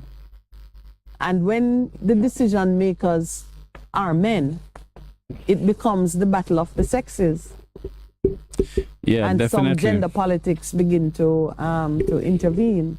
Yes. Well, it is such a shame. And I mean, before we went to the break, she started to talk about the impact it has on other parts of the society. Yes. When you don't support the teachers. Yeah. And I don't think our corporate community. Yeah. I don't know if they look at it from that perspective. Because let me tell you something. Without the teachers, we are dead. We are doomed. They do and they don't. Because, and let me tell you why I say that. We've been privy to some of the statements and disclosures which mark the education sector as a failed sector. So corporate Jamaica looks on and says, we are not getting the workers that we need prepared to come and make money for us out of the education sector.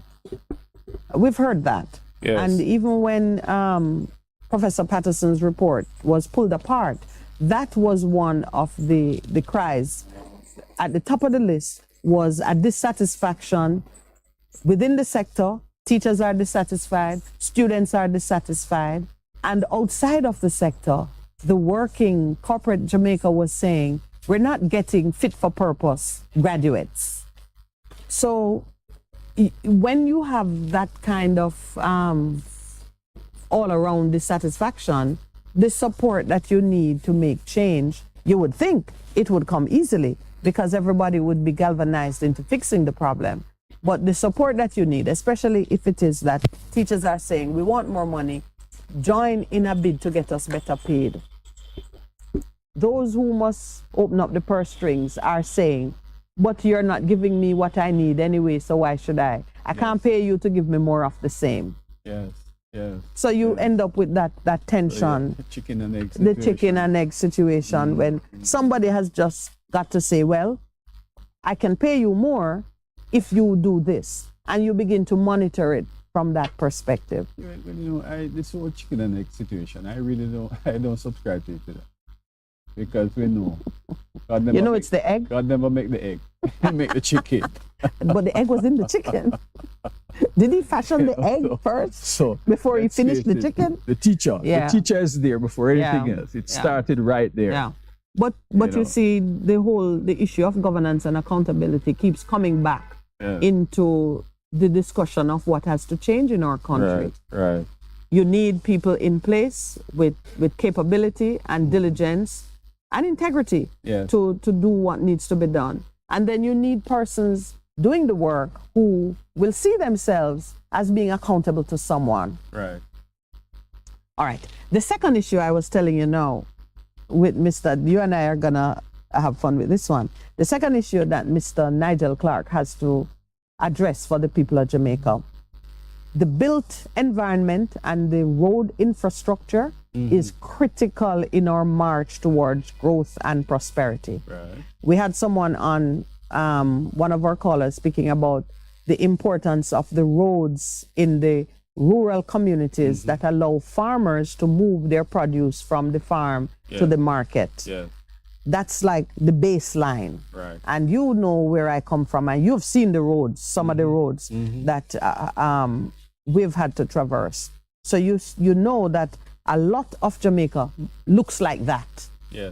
Outside of the city, outside of the big highway, Jamaicans are having a rough time, pun intended, traversing the terrain. So provisions that are made in our budget for road repairs and infrastructural works, important, critical. And notwithstanding Mr. Warmington's crude remarks from time to time, we know that there is an agenda to tackle infrastructure in a big way. Yeah. So in the $1 trillion budget, there is apparently a $40 billion allocation for road work. Yes. The minister was being asked about NAA's readiness to take charge of that huge fund. NAA has the distinction of not producing audited accounts for multiple seasons.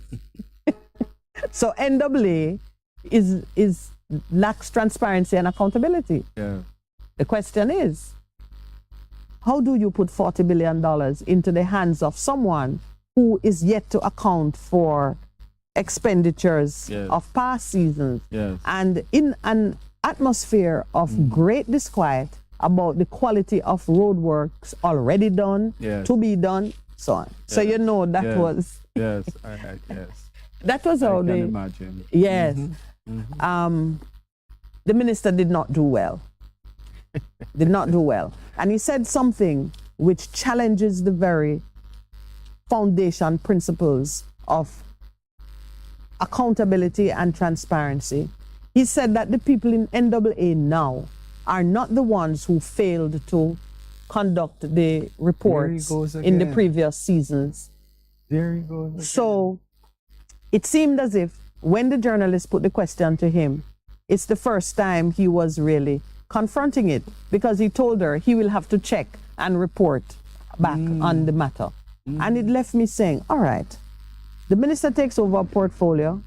He knows that NAA is in this disgraceful state. Yeah. Why does he need to check back on what is happening? Shouldn't everybody in government should know we are going to put $40 billion or we are putting money into NAA. Every year we're doing this, we're doing that. But NAA has no accounts.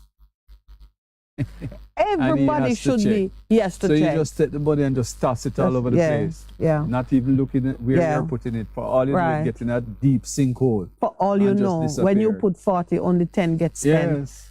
For all you know. Yeah. So that one got contentious, and he was speaking over her and she's speaking over him, and then he got up and went behind her chair and said, I'm on your side. Yeah, it got all ridiculous. Of the drama. The theatrics. Yeah, man, but at the end of the day, what you have is a government agency that gets a lot of money to spend on a very important function in the country, and they can't file a set of accounts. Again, it all boils down to we the people. Are we prepared to hold these people accountable? That's where we have a serious problem, you know. Well, I love what Nicola said when she was speaking about the teachers. And she said the government was able to claim victory at the polls through the agency of teacher involvement and activism. Right. So we the people know what to do. We the people know what to do. I'm concerned about those who stay away from the process. I'm concerned because the truth is, I lay it squarely at their feet what's happening now. Yeah, because if you took part in the process, chances are it would have been different. You leave a few persons to go there to make an and important choice. The direction of our country, and then you complain? No, I have a problem with that.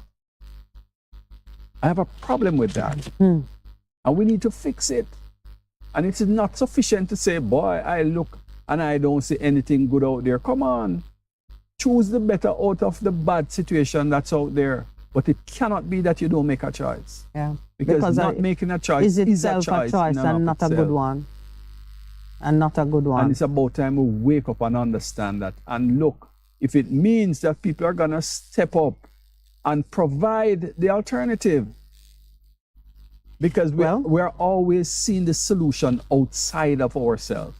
We don't see ourselves as a part of the solution. But did you like the point Nicola was making that teachers must themselves take responsibility for the continued neglect they've suffered?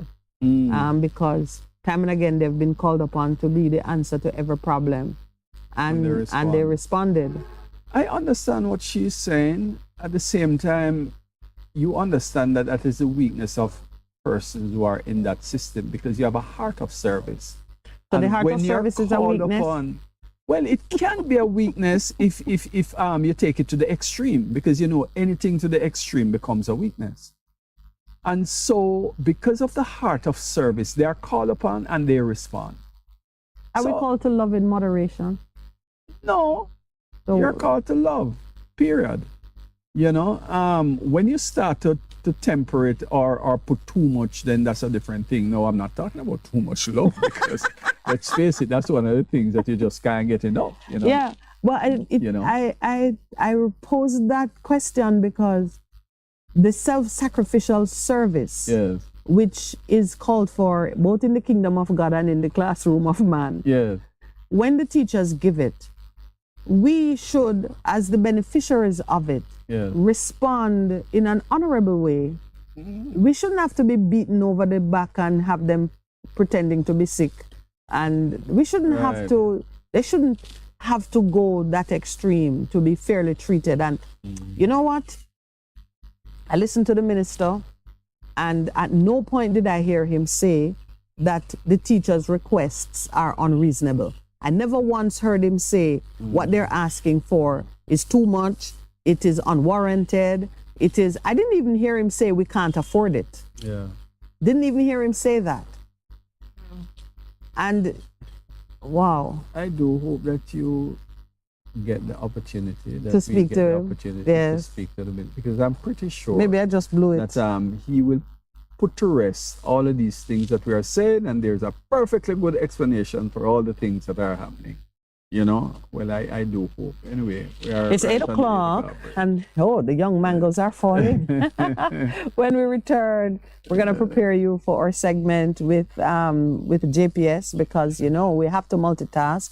While all this is going on, we still have to care for the environment, and we still have to make sure that we are readying ourselves for the technology of the future. So please stay with us. We're going to be right back. We're taking our 8 a.m. break, and I must say good morning and welcome to some who have joined us online. Pastor Cheryl Nelson, Kevin Galloway, and Taki, my friend. Good morning. Thank you, New Jersey, for tuning in. Stay with us.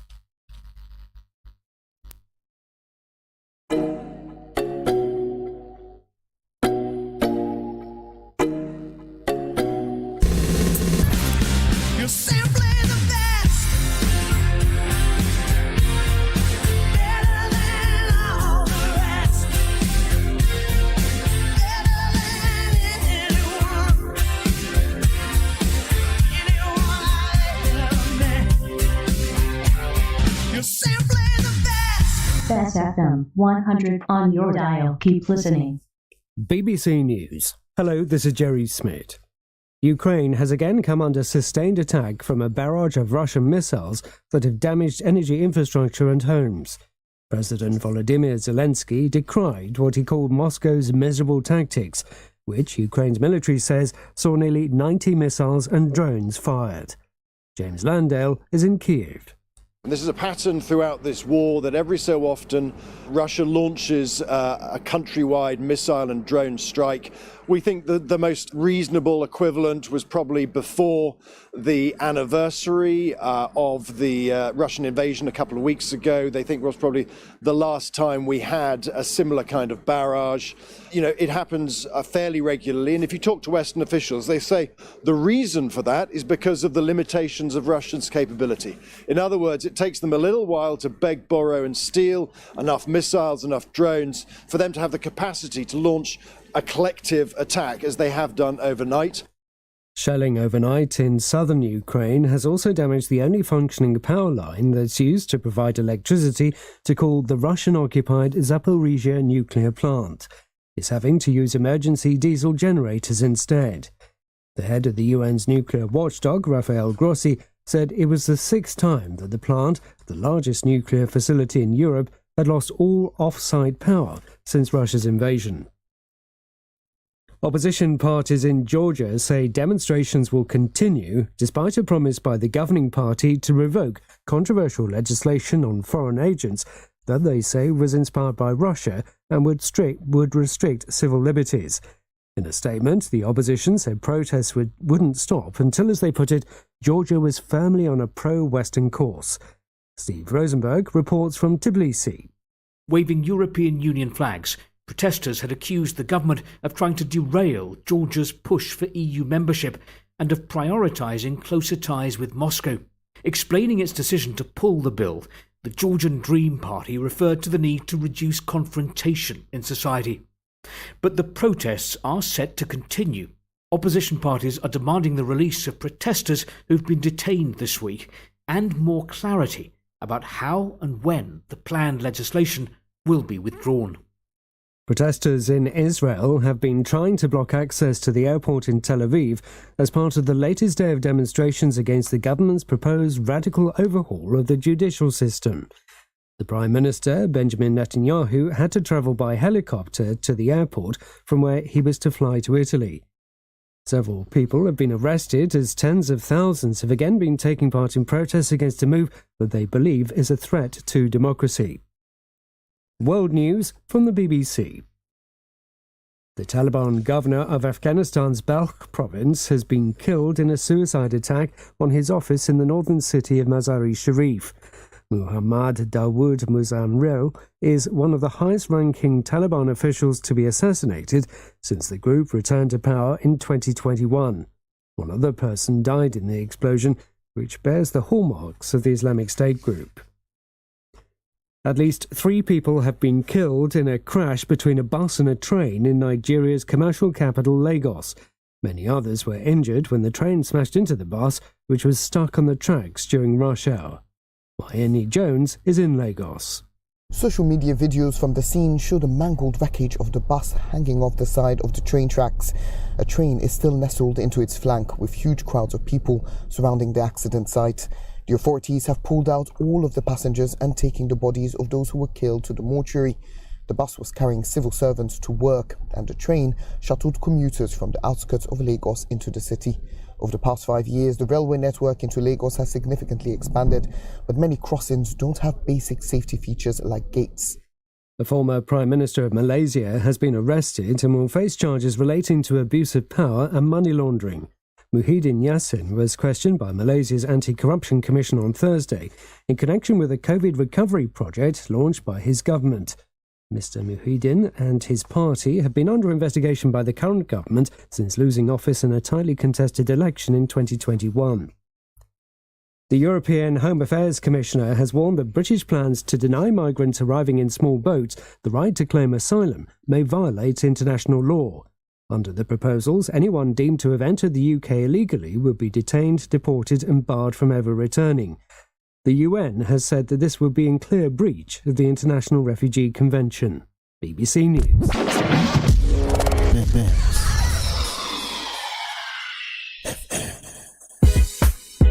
Veg Printers for all your printing needs. We specialize in calendars, flyers, brochures, and more. Call us today at 968-7506. That's 968-7506. Or visit us at 4 East Bloomsbury Road, off Hagley Park Road. Veg Printers, your best choice in printing. Crystal clear and sharp vision. Ultra Clear is a total natural herbs formulated to activate the adult replacement stem cells in your body, sending them to the eyes to repair the damaged cells. Take 1 teaspoon daily in hot water and watch the improvement in your vision. To get yours, call Hafco Herbs 876-540-8871. That's 540-8871 or WhatsApp 533-0462. Past beneficiaries. The Ministry of Labor and Social Security is updating our client information records to make it easier to get in touch with you. When you collect your benefits through JN Money, Bill Express, or Paymaster this month, please provide the officer with a working telephone number in addition to your ID and TRN. PATH, advancing your family, developing Jamaica. A message from the Ministry of Labor and Social Security. Yes, Jamaica and the world, you want us back? We are back. The Breakthrough Deliverance Ministry, led by me, the Prophet Mark Stewart, right here on Bess100 FM. This and every Thursday night, from 9 p.m. to 12 midnight. Yes, it's War Room Thursday. Come on out and join us, each and every one, on Bess100 FM, 100.1, 3, 5, 7, and 9. Come on out. Join me, the Prophet, Reverend Mark Stewart, and of course, the boss shot, Apostle Marshall. Come for your healing, breakthrough, deliverance, the prayer, the miracle, the word, the testimony, and so much more. Yes, my friends, Bess100 FM, War Room Thursday, 9 p.m. to 12 midnight. Join us. We are going to lick it. Ready for the warfare. Ready for the warfare. Having trouble getting parts for your Mazda? Maljam Auto Parts is your solution. Find Maljam at the new and convenient location off Upper Waltham Park Road at 9 Kingswood Avenue. Maljam Auto Parts, with over 25 years experience, providing all Mazda parts, new and used. Call 923-4389 and 461-1786. Maljam Auto Parts, serving your Mazda needs. What should a taxi service do for you? On-Time Taxi Service is more than just a ride to the other side of town. They offer clean and spacious vehicles, reliable service, and promise to always look out for their customers. They'll come when you call and take you where you want to go on time. From anywhere at all. You can call us at 926-3866. We are something special on the road. The Morning Connection is not your usual talk show.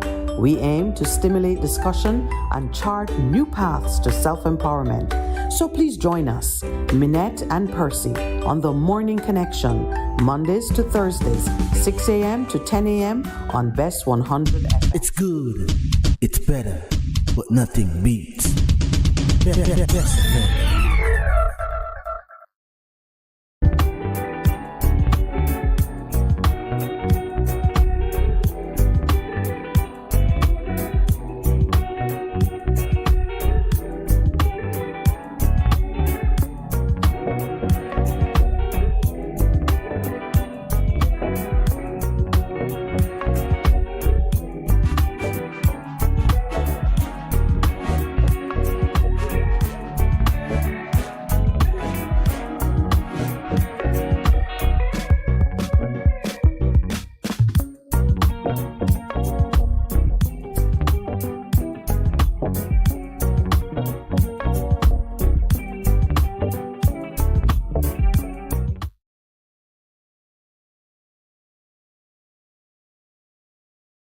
Welcome back.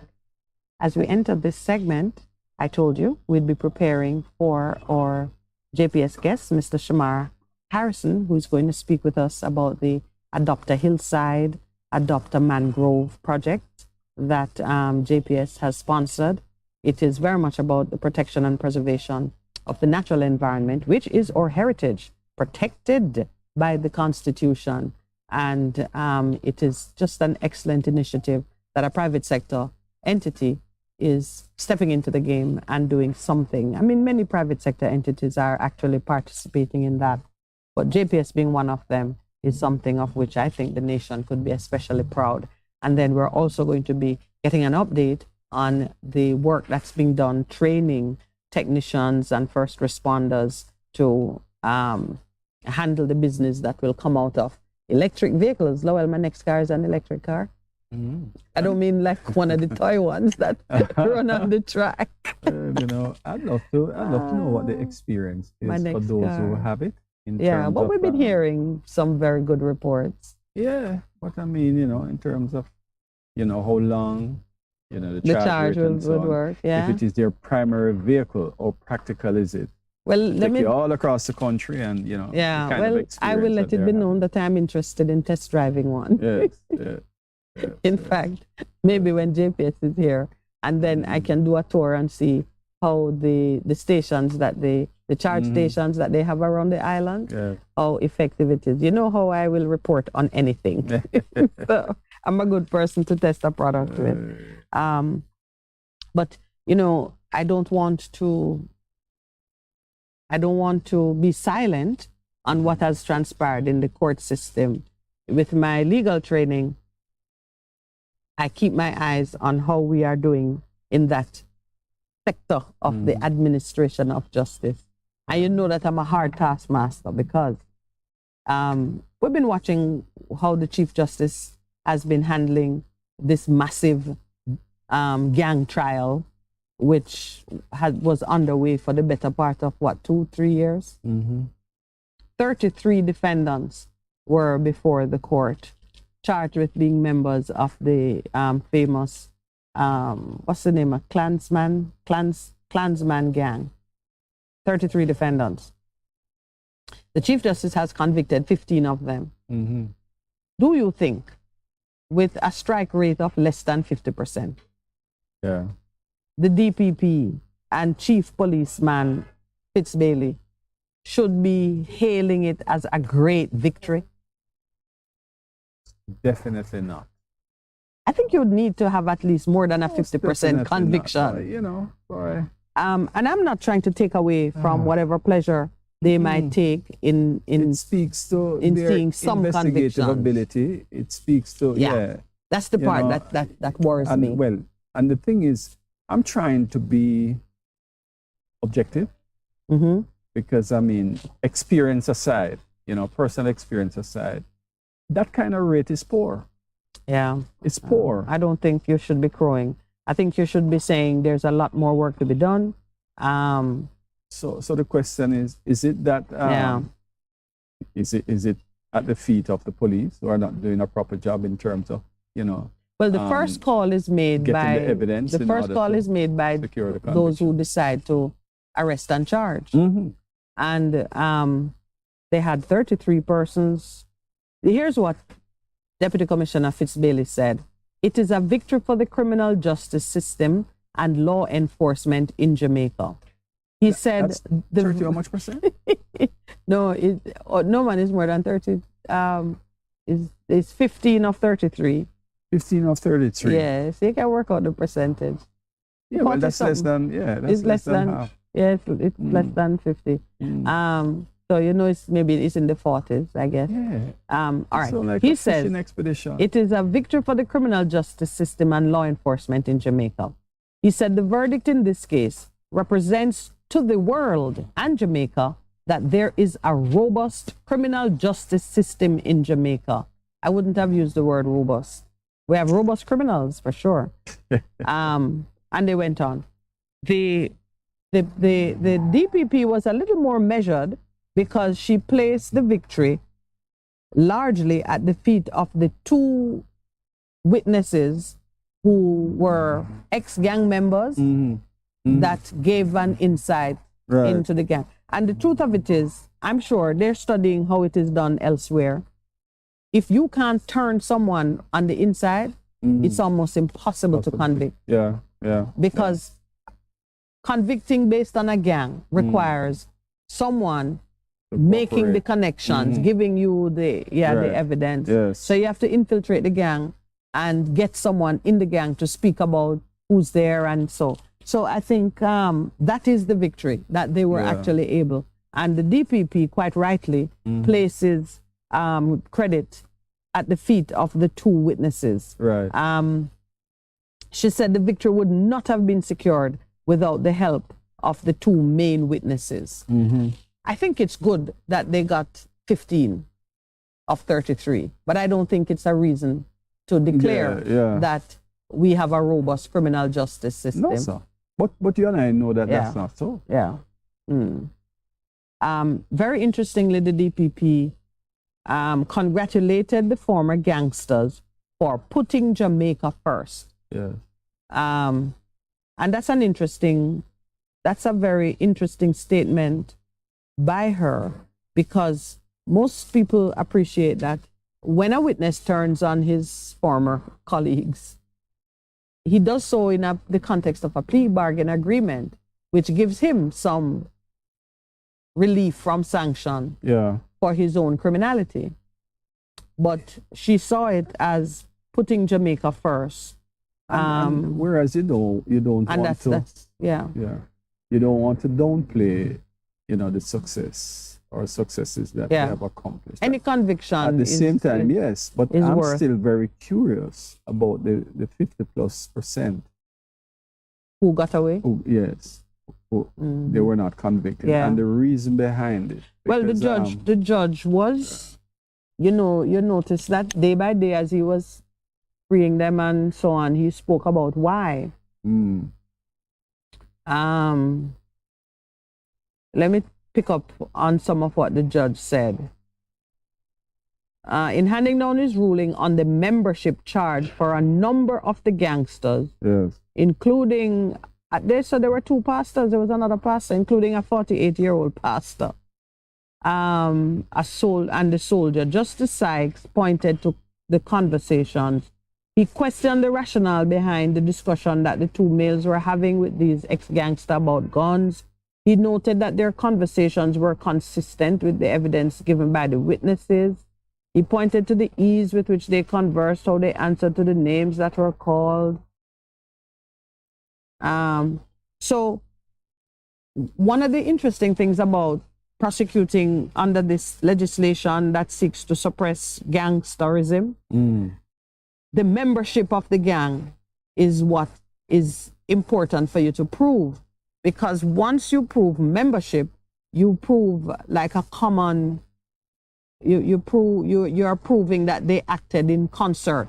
So even though you didn't actually pull the trigger or you didn't actually do something, your membership of the gang brings you under the umbrella of culpability for gang activity. So I think what might have been difficult, not necessarily that these guys were innocent or that they, that they were not troublemakers in their own right, but were they a part of the gang? Yes. Because the move to break up gangs and that's organized crime. Yes. The gang is really a corporation. Yeah. And the move to break up their dominance is something that has to be surgically done. That is why I say, I said that I'm interested in what transpired for those who were not convicted, because you see, you have to continually refine your process, when it comes to dealing with these matters, especially the fact that we have such high crime rate. You don't just want to scoop up people, bring them in, and because of shoddy investigative, information gathering actions or whatever. You can't convict. You can't convict.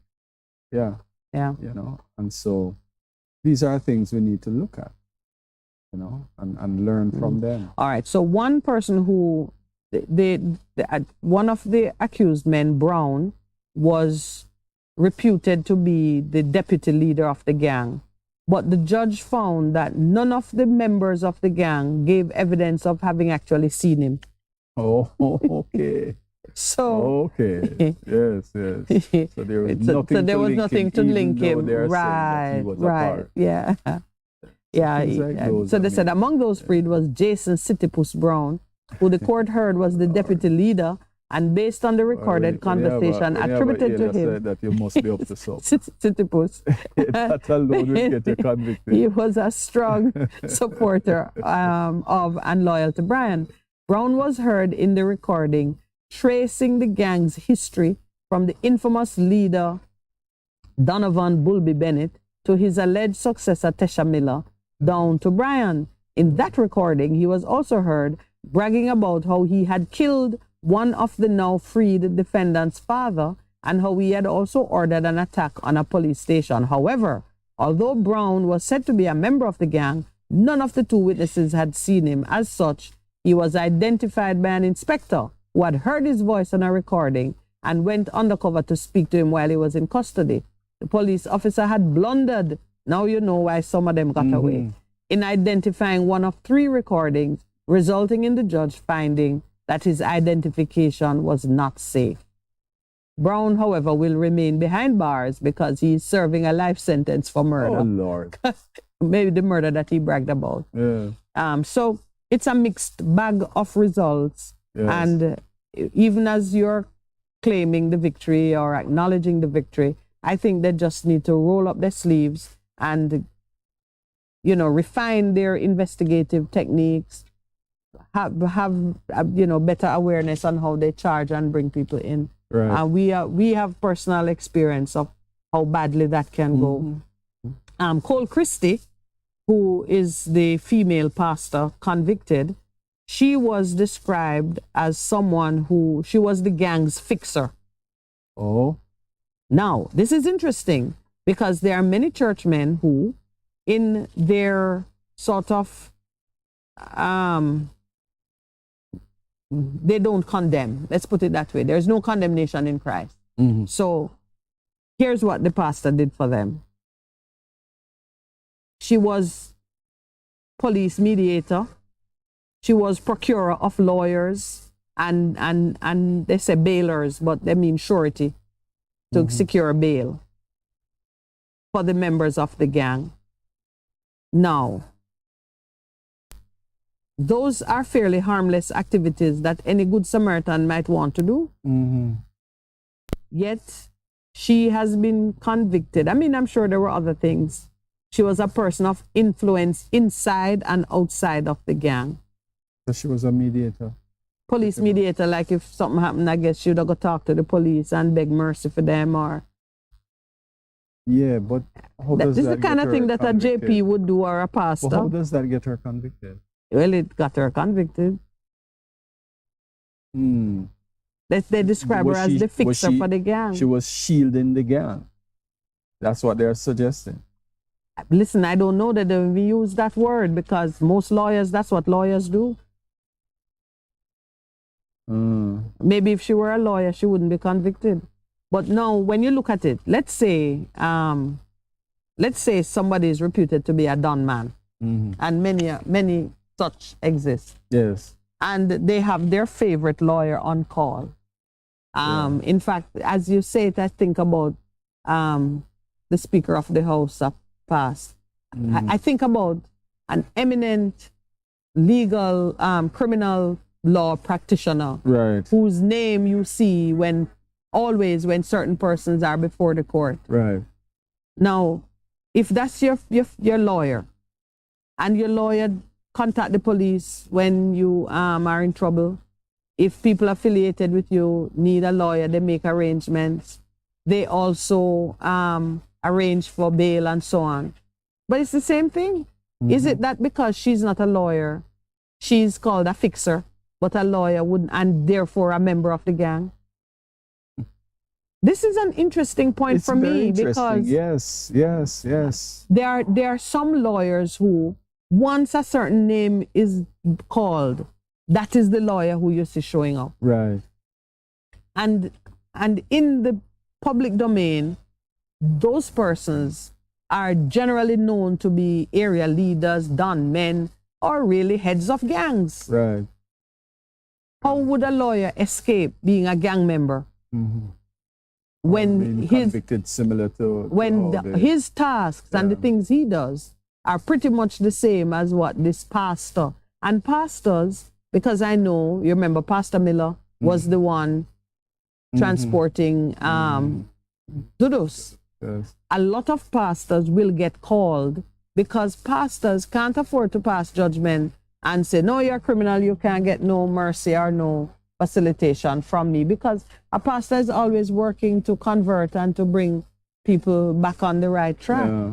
This is an interesting That's development. a very interesting case. Yeah. I'd certainly like to hear more about it, because it now speaks to how pastors carry out that function, without running afoul of the law themselves. It's so funny, like the Catholic Church with its confessional box and the acknowledged confidentiality which exists between confessor and the faithful, even if the faithful is a gang member. It doesn't seem that respect for how pastors carry out their work extends to the non-Catholic or the non-denominational church. I'm saving it to chew it over with pastor. Yeah. Because the things that they're saying about this lady who was the pastor, that's what pastors do. Yeah. And they pray that people will repent of misbehavior and come into the faith. Right. Anyway, as we draw closer to the 8:30 hour, please remember, stay with us. We're going to be joined on the telephone by Shamar Harrison of or JPS Cares Family Network, and we're going to be talking about caring for the environment and preparing a cohort of skilled mechanics technicians to deal with the electric vehicles that are a part of the current landscape and a growing part of the future. It's time to take our break, especially because I'm hearing so much noise. Yes, let me take the break. I need to deal with that noise. Okay. Pollution, that's all.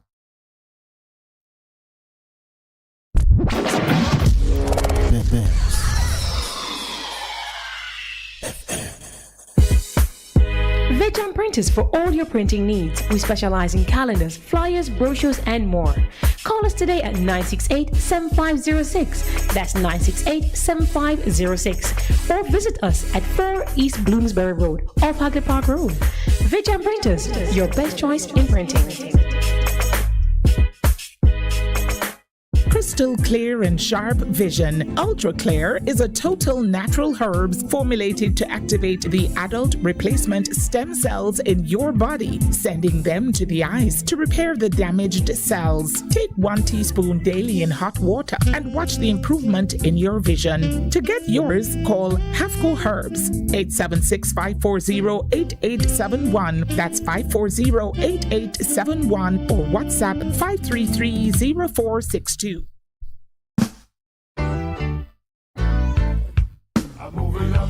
Bess100 FM presents the Mature and Moving Up Show with Lascelles Butch Chen on Thursdays from 6 to 9 p.m. Welcome to this pioneering radio program on our continuing worth in our maturing years, compellingly defined to educate and liberate the younger generation. Tune in and welcome. Path beneficiaries. The Ministry of Labor and Social Security is updating our client information records to make it easier to get in touch with you. When you collect your benefits through JN Money, Bill Express, or Paymaster this month, please provide the officer with a working telephone number in addition to your ID and TRN. Path, advancing your family, developing Jamaica. A message from the Ministry of Labor and Social Security. Jamaica and the world, you want us back? We are back. The True Deliverance Ministry, led by me, the Prophet Mark Stewart, right here on Bess100 FM. This and every Thursday night from 9 p.m. to 12 midnight. Yes, it's War Room Thursday. Come on out and join us, each and every one, on Bess100 FM, 100.1, 357 and 9. Come on out. Join me, the Prophet, Reverend Mark Stewart, and of course, the boss shot, Apostle Marshall. Come for your healing, breakthrough, deliverance, the prayer, the miracle, the word, the testimony, and so much more. Yes, my friends, Bess100 FM, War Room Thursday, 9 p.m. to 12 midnight. Join us. We are going to lick it. Ready for the warfare. Ready for the warfare. Having trouble getting parts for your Mazda? Maljam Auto Parts is your solution. Find Maljam at the new and convenient location off Upper Waltham Park Road at 9 Kingswood Avenue. Maljam Auto Parts, with over 25 years experience, providing all Mazda parts, new and used. Call 923-4389 and 461-1786. Maljam Auto Parts, serving your Mazda needs. The Morning Connection is not your usual talk show. We aim to stimulate discussion and chart new paths to self-empowerment. So please join us, Minett and Percy, on The Morning Connection, Mondays to Thursdays, 6 a.m. to 10 a.m. on Bess100 FM. It's good, it's better, but nothing beats. Bess.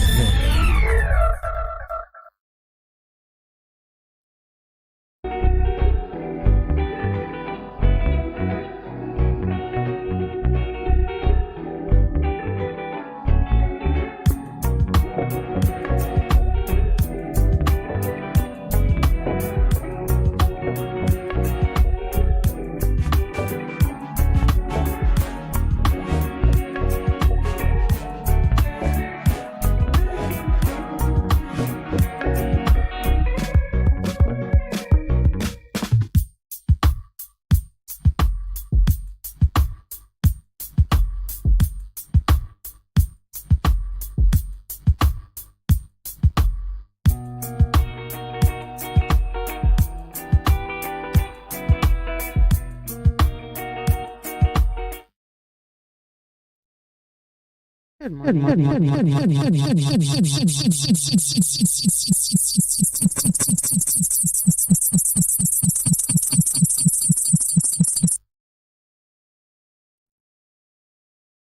And welcome back. We are now being joined by Mr. Shamar Harrison of the Jamaica Public Service Company. He is the corporate communications assistant, and we are having a conversation this morning on two projects.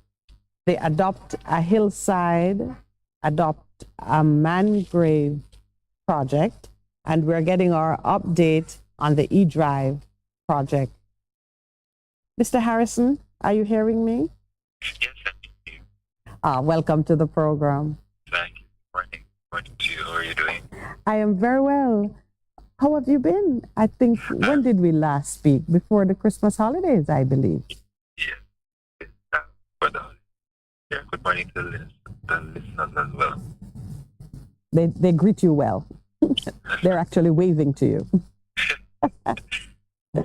All right. I'm excited by what I'm hearing. The Adopt a Hillside and the Adopt a Mangrove projects.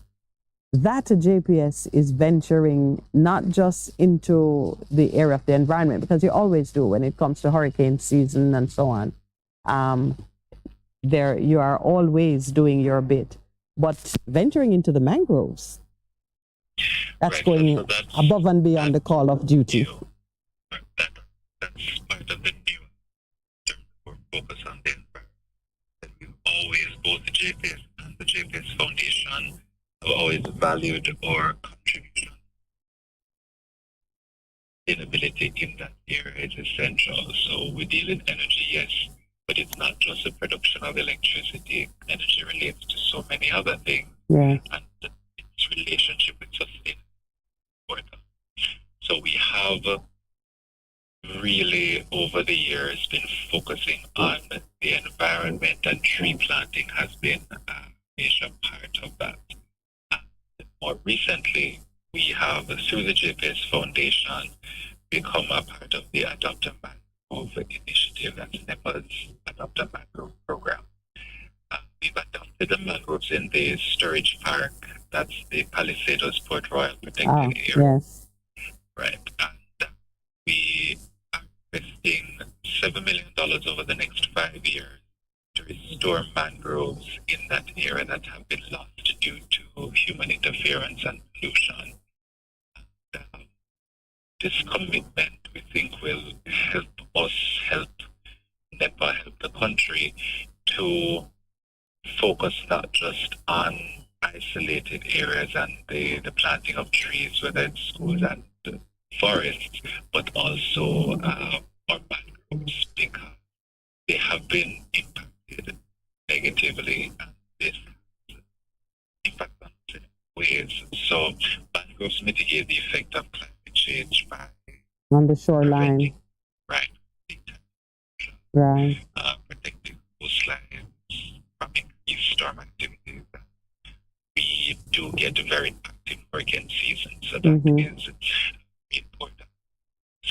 And then you have to think about the valuable nursery of species of fish and other marine species, right? Because they are an important source of food and livelihood for fisher folk. You know, I continue to be impressed by the level of thought that goes into how JPS cares. Let me put it that way, because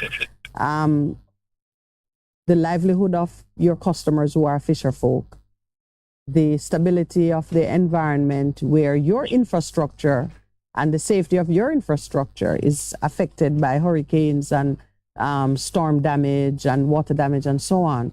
But you've gone a new level, and I'm now curious: is that reflecting a greater focus by the company on just participating as a good citizen, corporate citizen? And what else might we be able to look at or look forward to? So it is a greater focus. So we have been involved, for example, in forestry protection for over 25 years. And that included the Hillside Initiative. Yes. This is JPS that you mentioned before. That has been related to other things, so tree planting initiatives in the high schools. It also involved partnership with NEPA and the forestry department in other initiatives. So how many hillsides are up for adoption? All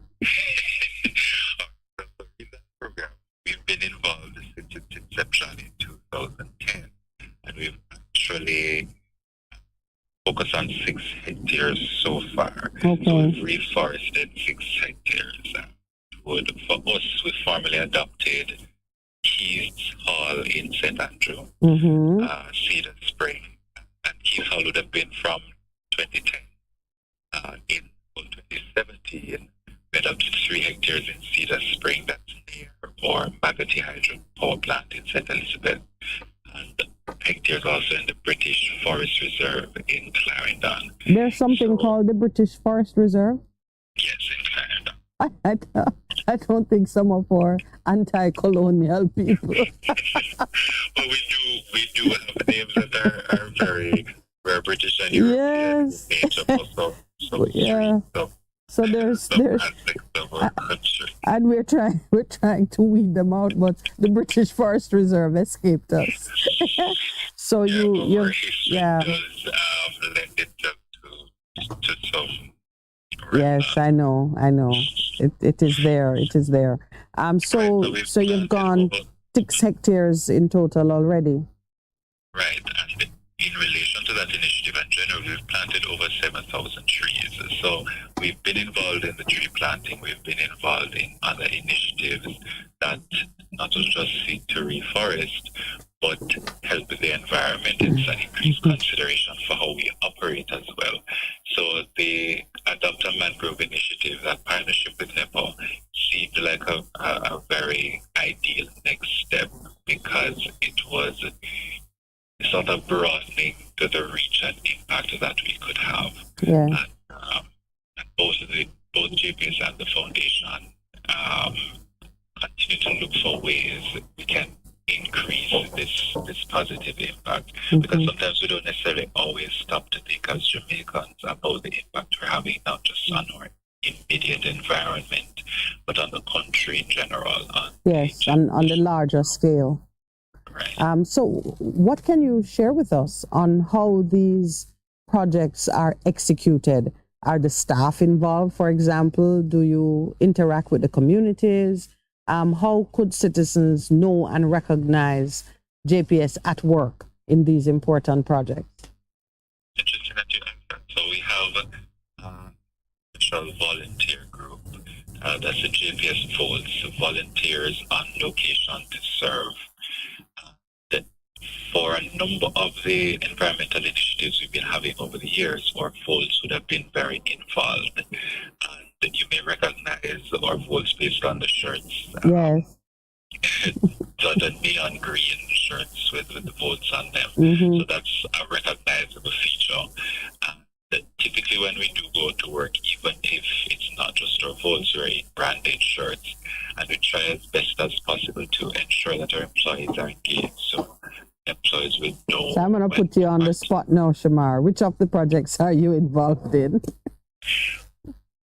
Well, my involvement will vary, so my involvement will be related to communication in terms of like doing this interview. That has been a little while, and it has been a bit more difficult. However, we are for our 100th anniversary this year, ensuring that our boards are even more active. More and visible. Our employees are very excited and getting more excited about all the activities that we do have planned for the year, from which our environment is in danger.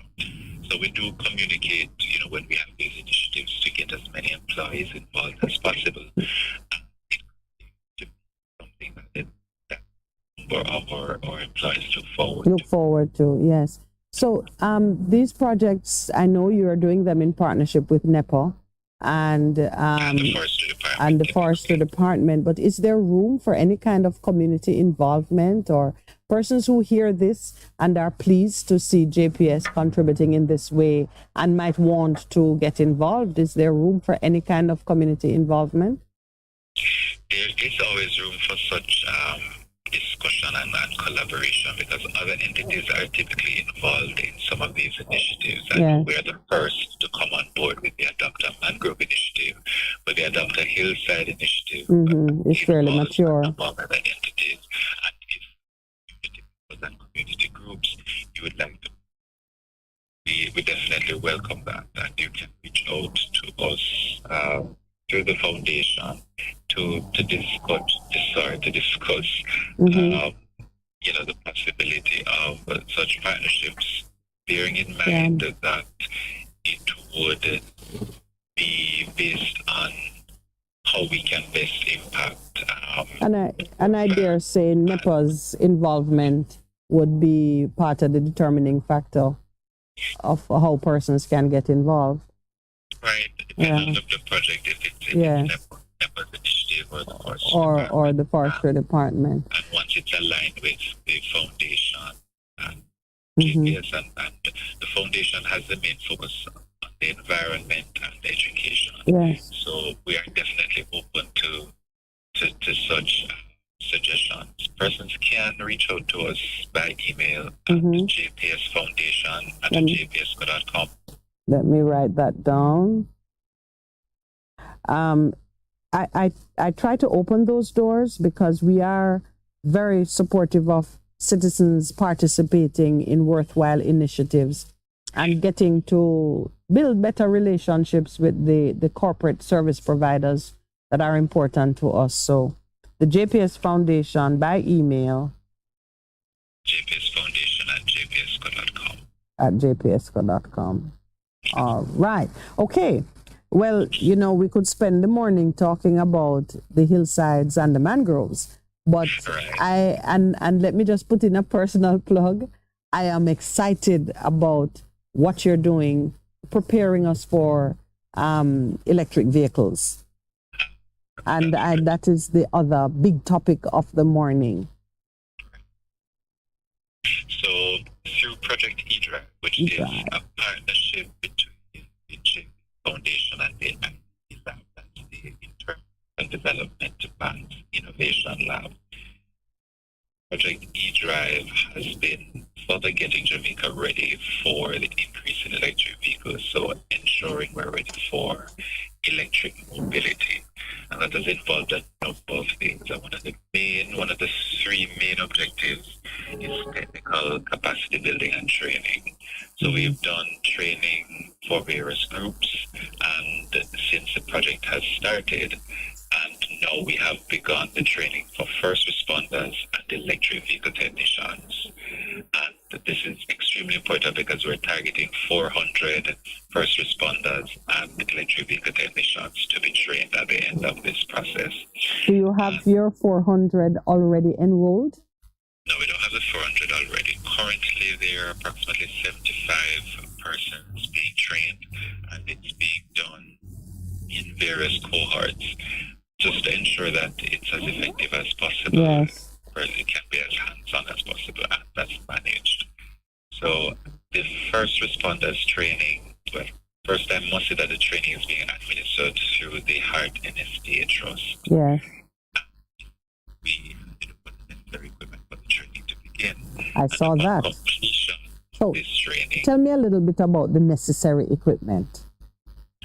That will require something.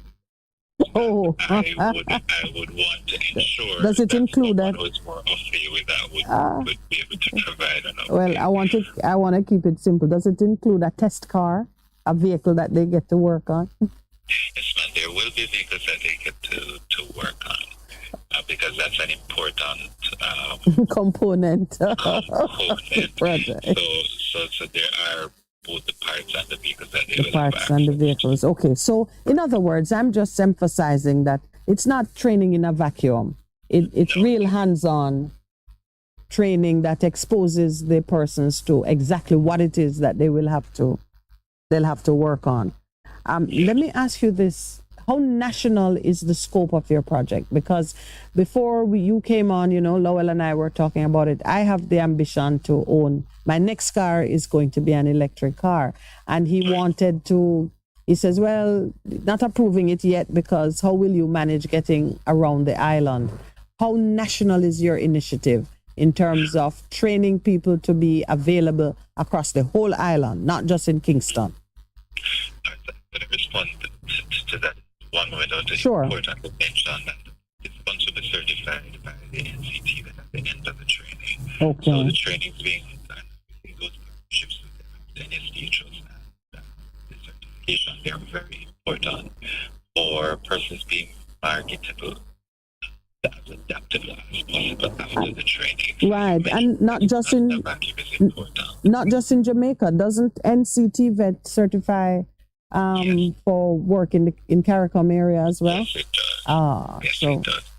So you mentioned a while ago traveling around the island. Yes, so sir. E-Drive is specific to JPS Foundation, but JPS or Charge and Go is public electric vehicle charging stations, and there are currently 10 across the island, strategically placed so that you are able to go anywhere in the island and you will have access to charging stations. So there are stations in St. Kingston and St. Andrew, Portland.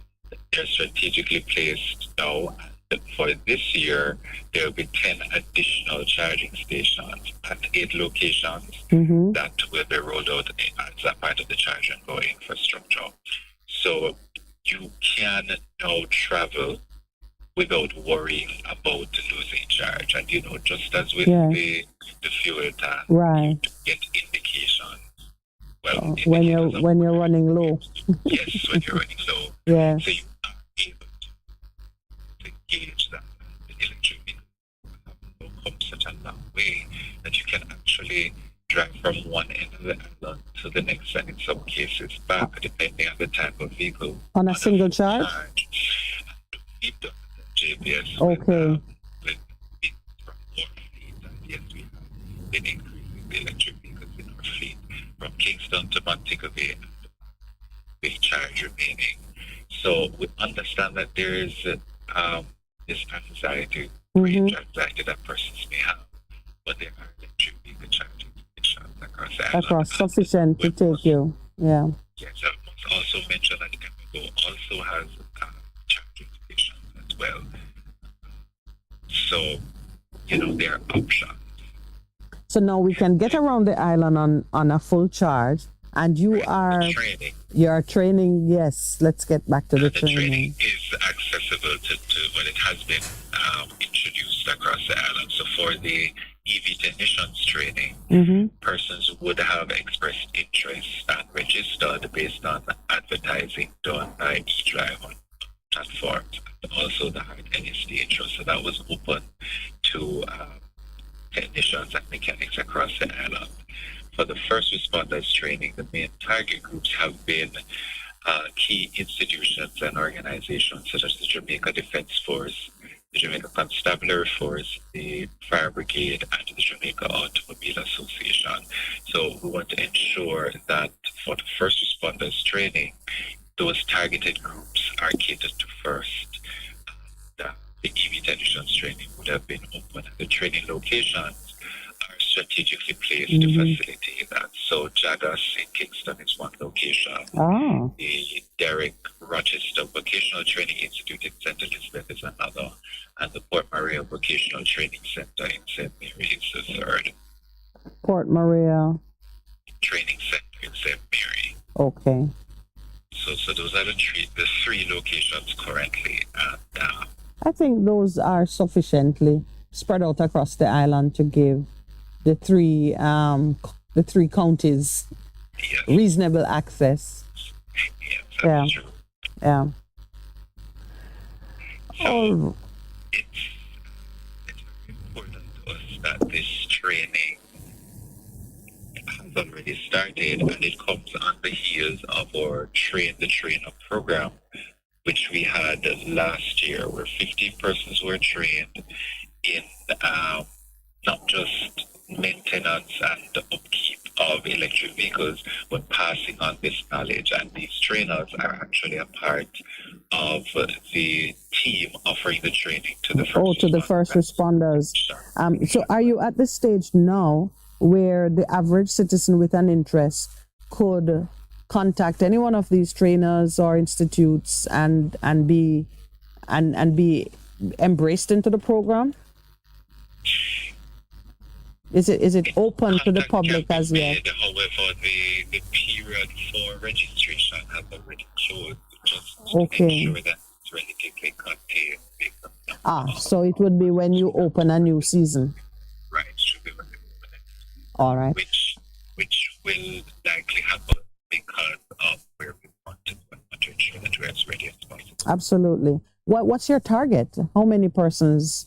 No, this is for the first responders, but nationally, are you thinking we need to have at least 2,000 professionals, 10,000, 8,000? We started with a short-term target of the 400. Of the 400. After that, we'll be able to determine how we move forward in terms of numbers, because from that training, the cascading effect is yes. Yes. But we want to ensure that because of the short term, to ensure that the immediate demand for into the medium and long term in terms of right. That might also mean that there is no immediate word on the approximate cost of the training. Cost of the training to yes. participants? To participants.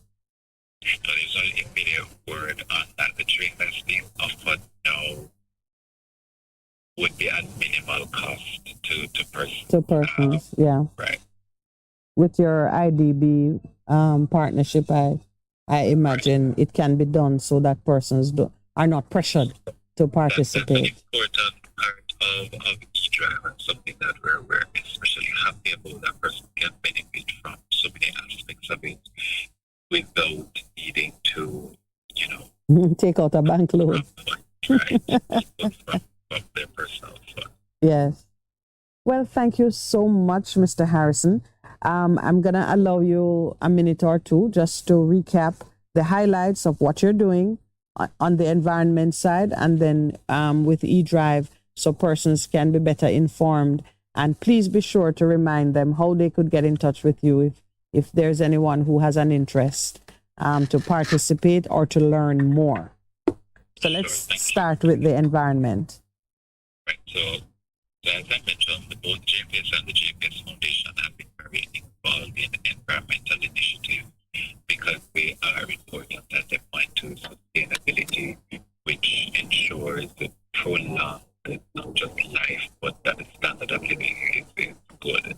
So the JPS Foundation has become the first entity designer to adopt a micro initiative, and we've adopted the Storage Park Palisadoes Port Royal Protected Area. In addition to that, we continue to be a part of Forestry Department's Hillside Initiative, which we have contributed to the planting of 6 hectares of trees so far. Now for eDrive, which is a partnership between the JPS Foundation and the IDP Lab, we have officially begun the training of first responders and electric vehicle technicians to support the electric vehicle sector. And this training for the first responders would be pulling from the JDF, the JCF, the Fire Brigade, and the Jamaica Automobile Association.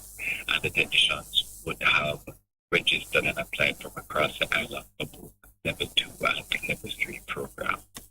And so I'm encouraging persons to look out, to see all that we're doing, to be able to participate when they see something that could use their expertise or something to which they can contribute. And for partnership with the JPS Foundation, you can email us at jpsfoundation@jpsco.com. And my guest this morning has been Mr. Shamar Harrison. I keep wanting to call you Shamar more. So I have told the listeners that I'm sure you're equally gorgeous to look at, but we haven't actually got you on set yet. I keep hoping. Shamar, thank you so much. You're welcome. And when you're out there in the mangroves, take some pictures and share it. I will. All right. Okay. All right. So JPS does care. They care about the environment, and they care about our ability to get around the island by electric vehicle. And should you have misfortune on the road, they have trained technicians available. I love it that they have managed to spread. The training takes place at Jagas in Kingston, at the Derek Rochester Training Institute in St. Elizabeth, and the Port Maria Training Center in St. Mary. So wherever you're from, you are 1 or 2 bus drives away from a training center should you wish to get more information or be included in this initiative. We're at the 9 o'clock mark, so we're going to take our break. And then when we come back, we get to continue to look at what is happening in the island generally and hear what the producer, now co-host, has to say before we take our break for the weekend. Please stay with us. We're going to be right back. You're simply the best. Better than all the rest. Better than anyone. Anyone ever met. You're simply the best. Bess FM-100 on your dial. Keep listening. What should a taxi service do for you? On-time taxi service is more than just a ride to the other side of town. They offer clean and spacious vehicles, reliable service, and promise to always look out for their customers. They'll come when you call and take you where you want to go on time. From anywhere at all. You can call us on 926-3866. We are something special on the road.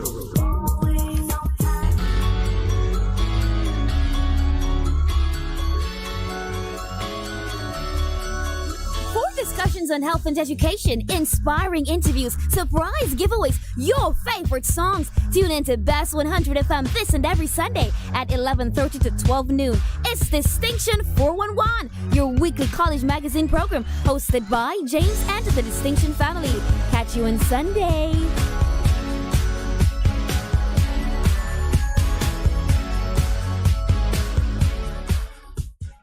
Bess100 FM is the authentic voice of Jamaica, promoting your prosperity with better vibes and better music. Let us promote your goods and services for you. Advertise with us. For more information, call our office at 876-276-5072 or 876-883-5328. That is 876-276-5072 or 876-883-5328. 5328. Half a tree, 100, half a tree. Bossy, how you do I take taxi star? Jano, I want to tell you, say, at 2 months now, my transmission mash up, and I check everybody and can't hear nothing positive. Yeah, hear me? Yeah, waste all that time I shop around and never call the experts. Winters Auto have them. Them have over 35 years of experience and them diagnose the problem and get back your transmission brand new. For them service excellent and efficient. Trust me, man. Yeah, hear me? Call them at 929-7040 or go to them at 106 Maxfield Avenue, Kingston 13 and talk directly to the boss. Just tell them I'm me, send you. Wow, you big star. Yeah, man, respect my boss. Yeah, try calling her, cause trust me. Waiters Auto Spares and Repairs, good afternoon. Ah, what a relief. Half a tree. One already, 200. Ready, mama? Ready. Is this the confusion you feel when trying to work your way through medical systems in Jamaica? Try a dose of Ask Dr. Mary every Thursday at 5 to 6 p.m. Let Dr. Mary help you understand your medical problems and bring you to a calmer place.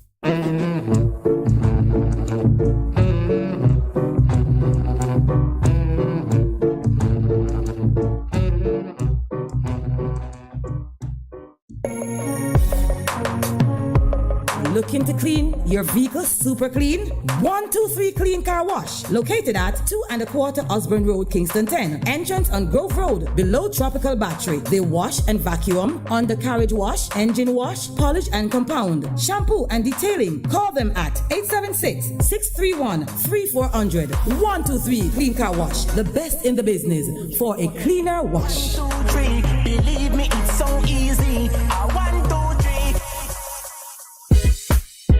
Veg Printers for all your printing needs. We specialize in calendars, flyers, brochures, and more.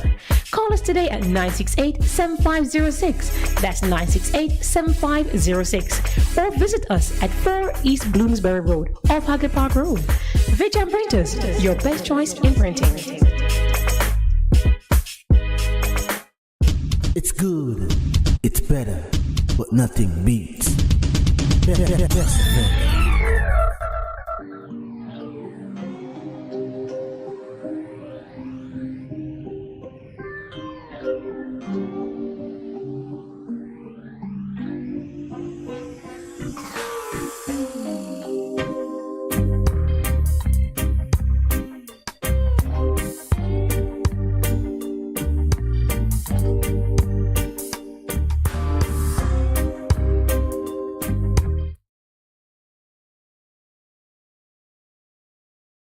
Welcome back. Are you mic'd? Yes? I am mic'd. Okay. What a wonderful visitor we just had a while ago. This is a morning of surprises. I tell you. I don't know if anyone remembers. Morning of testimony. Yeah, we were here one morning and we had all kinds of audio problems. Video wouldn't rise to the occasion. And Pastor and I jetted back to the studio, and Lowell stayed to troubleshoot and pack up and called me at the studio to say there was a member of the Ligony Club staff who wanted to speak with us. There was an issue concerning her son. And we got her on air the morning because I think either Zozo or state of emergency had resumed and her son had been picked up by the police and so on. Anyway, we did interview her, and very shortly after the interview, I think either later the same day or the very next day, her son was released from police custody. And let me tell you, this is one to give encouragement to anyone who's out there and think that the odds are so stacked against you that you or your children won't make it. Boy, she got everything squared away for her son. The job he was in, they did a letter for him to the police. And very shortly after that, he had the opportunity to support his migration to a Caribbean island. Yes, and yeah, she was just showing us pictures of him, videos of him when he got there. He had, enough skill to be immediately employed, and he got training in the security field, and he is looking beautiful in his uniform. Yes, in fact, he looked like an immigration officer because the security uniform looks very much like what our immigration officers wear. And he is stationed at an embassy. And Mommy's smile light up the whole, would light up the world. Just, I mean. She has good reason to be proud, Yeah. This young man, despite his troubles. In Jamaica. Yes. And when we talk about, or when I talk about regional integration, cooperation, and working together, Jamaica had no place for him to exist comfortably. Let me put it that way. But with the skills he had and his own and his natural abilities, because Mommy says he's a bright young man.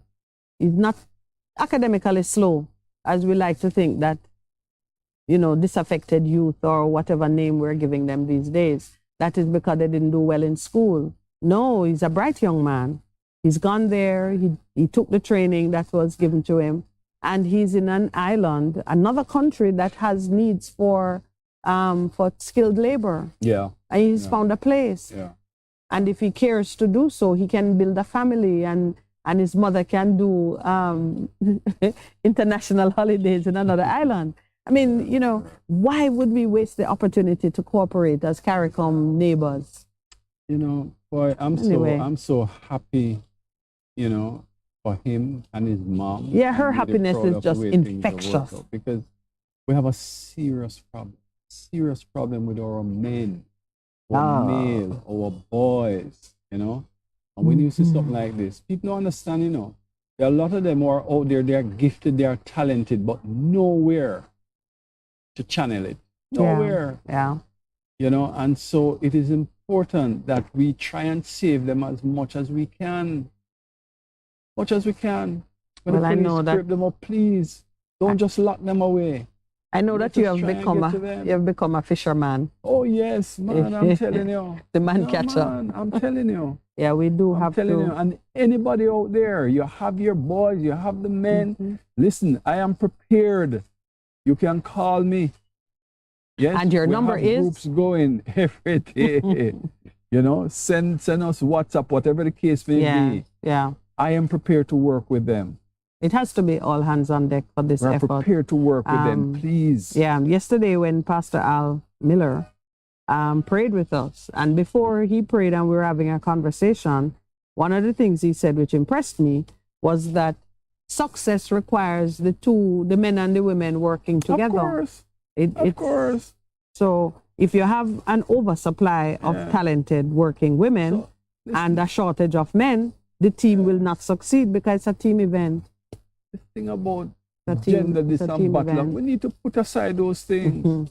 The battle of the exes. We need to put aside that, man. Come on. Yes. Well, you know, we you have and to I work together. I've put it aside. May I share with you a comment here from Taki?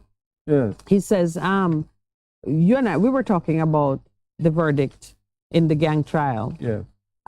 Cautioning too quick a celebration and really encouraging our law enforcement personalities to just revisit the playbook and hunker down so that we can have a higher strike rate next time. Yes. In the same vein, one of our listeners here is saying that future trials may have to employ other techniques to secure conviction, because just as how law enforcement needs to learn from what has transpired in this trial, gang members are studying it too.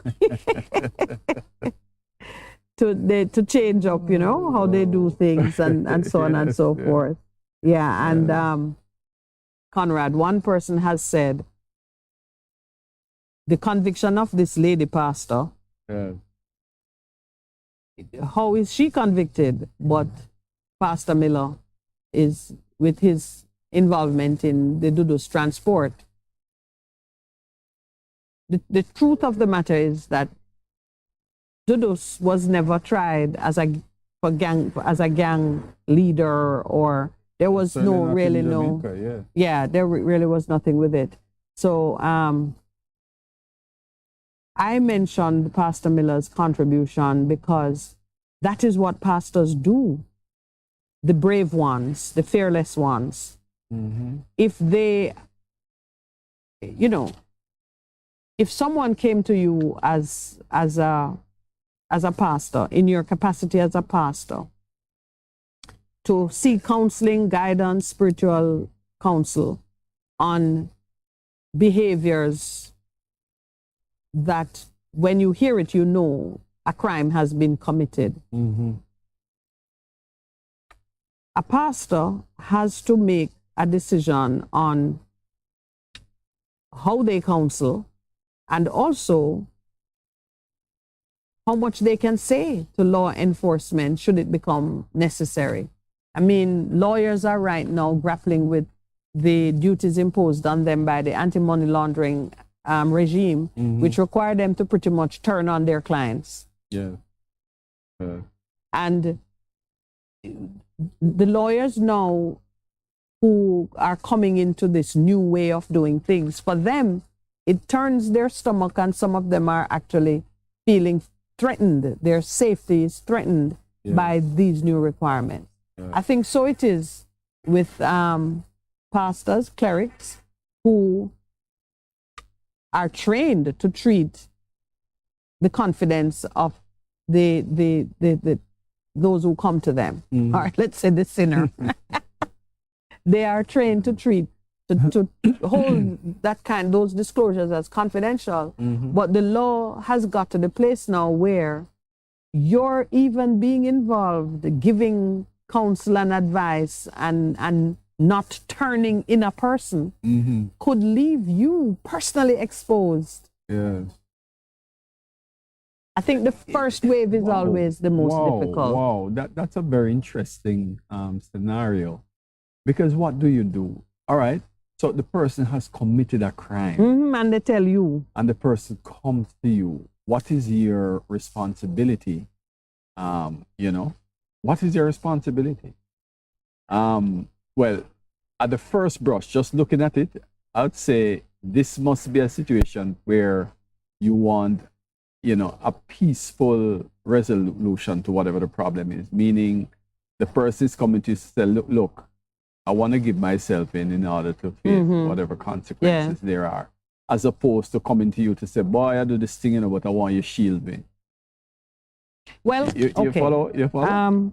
So if I'm thinking it through and just what the legally correct and the morally correct position would be. Yes. If someone comes to you and you are, if you're, depending on the profession you occupy, yes, that profession will determine the way they relate to you. If they come to you as a lawyer and say, I've done this, yes, I need your advice and I need your advice. When someone goes to a lawyer, yes, they want to be helped for their own security and safety, right, not for the security and safety of the public. And so the Legal Profession Act and the traditions of the profession require that speaking to a lawyer is like speaking to yourself. Right. So the lawyer can't turn you in any more than you would turn yourself in.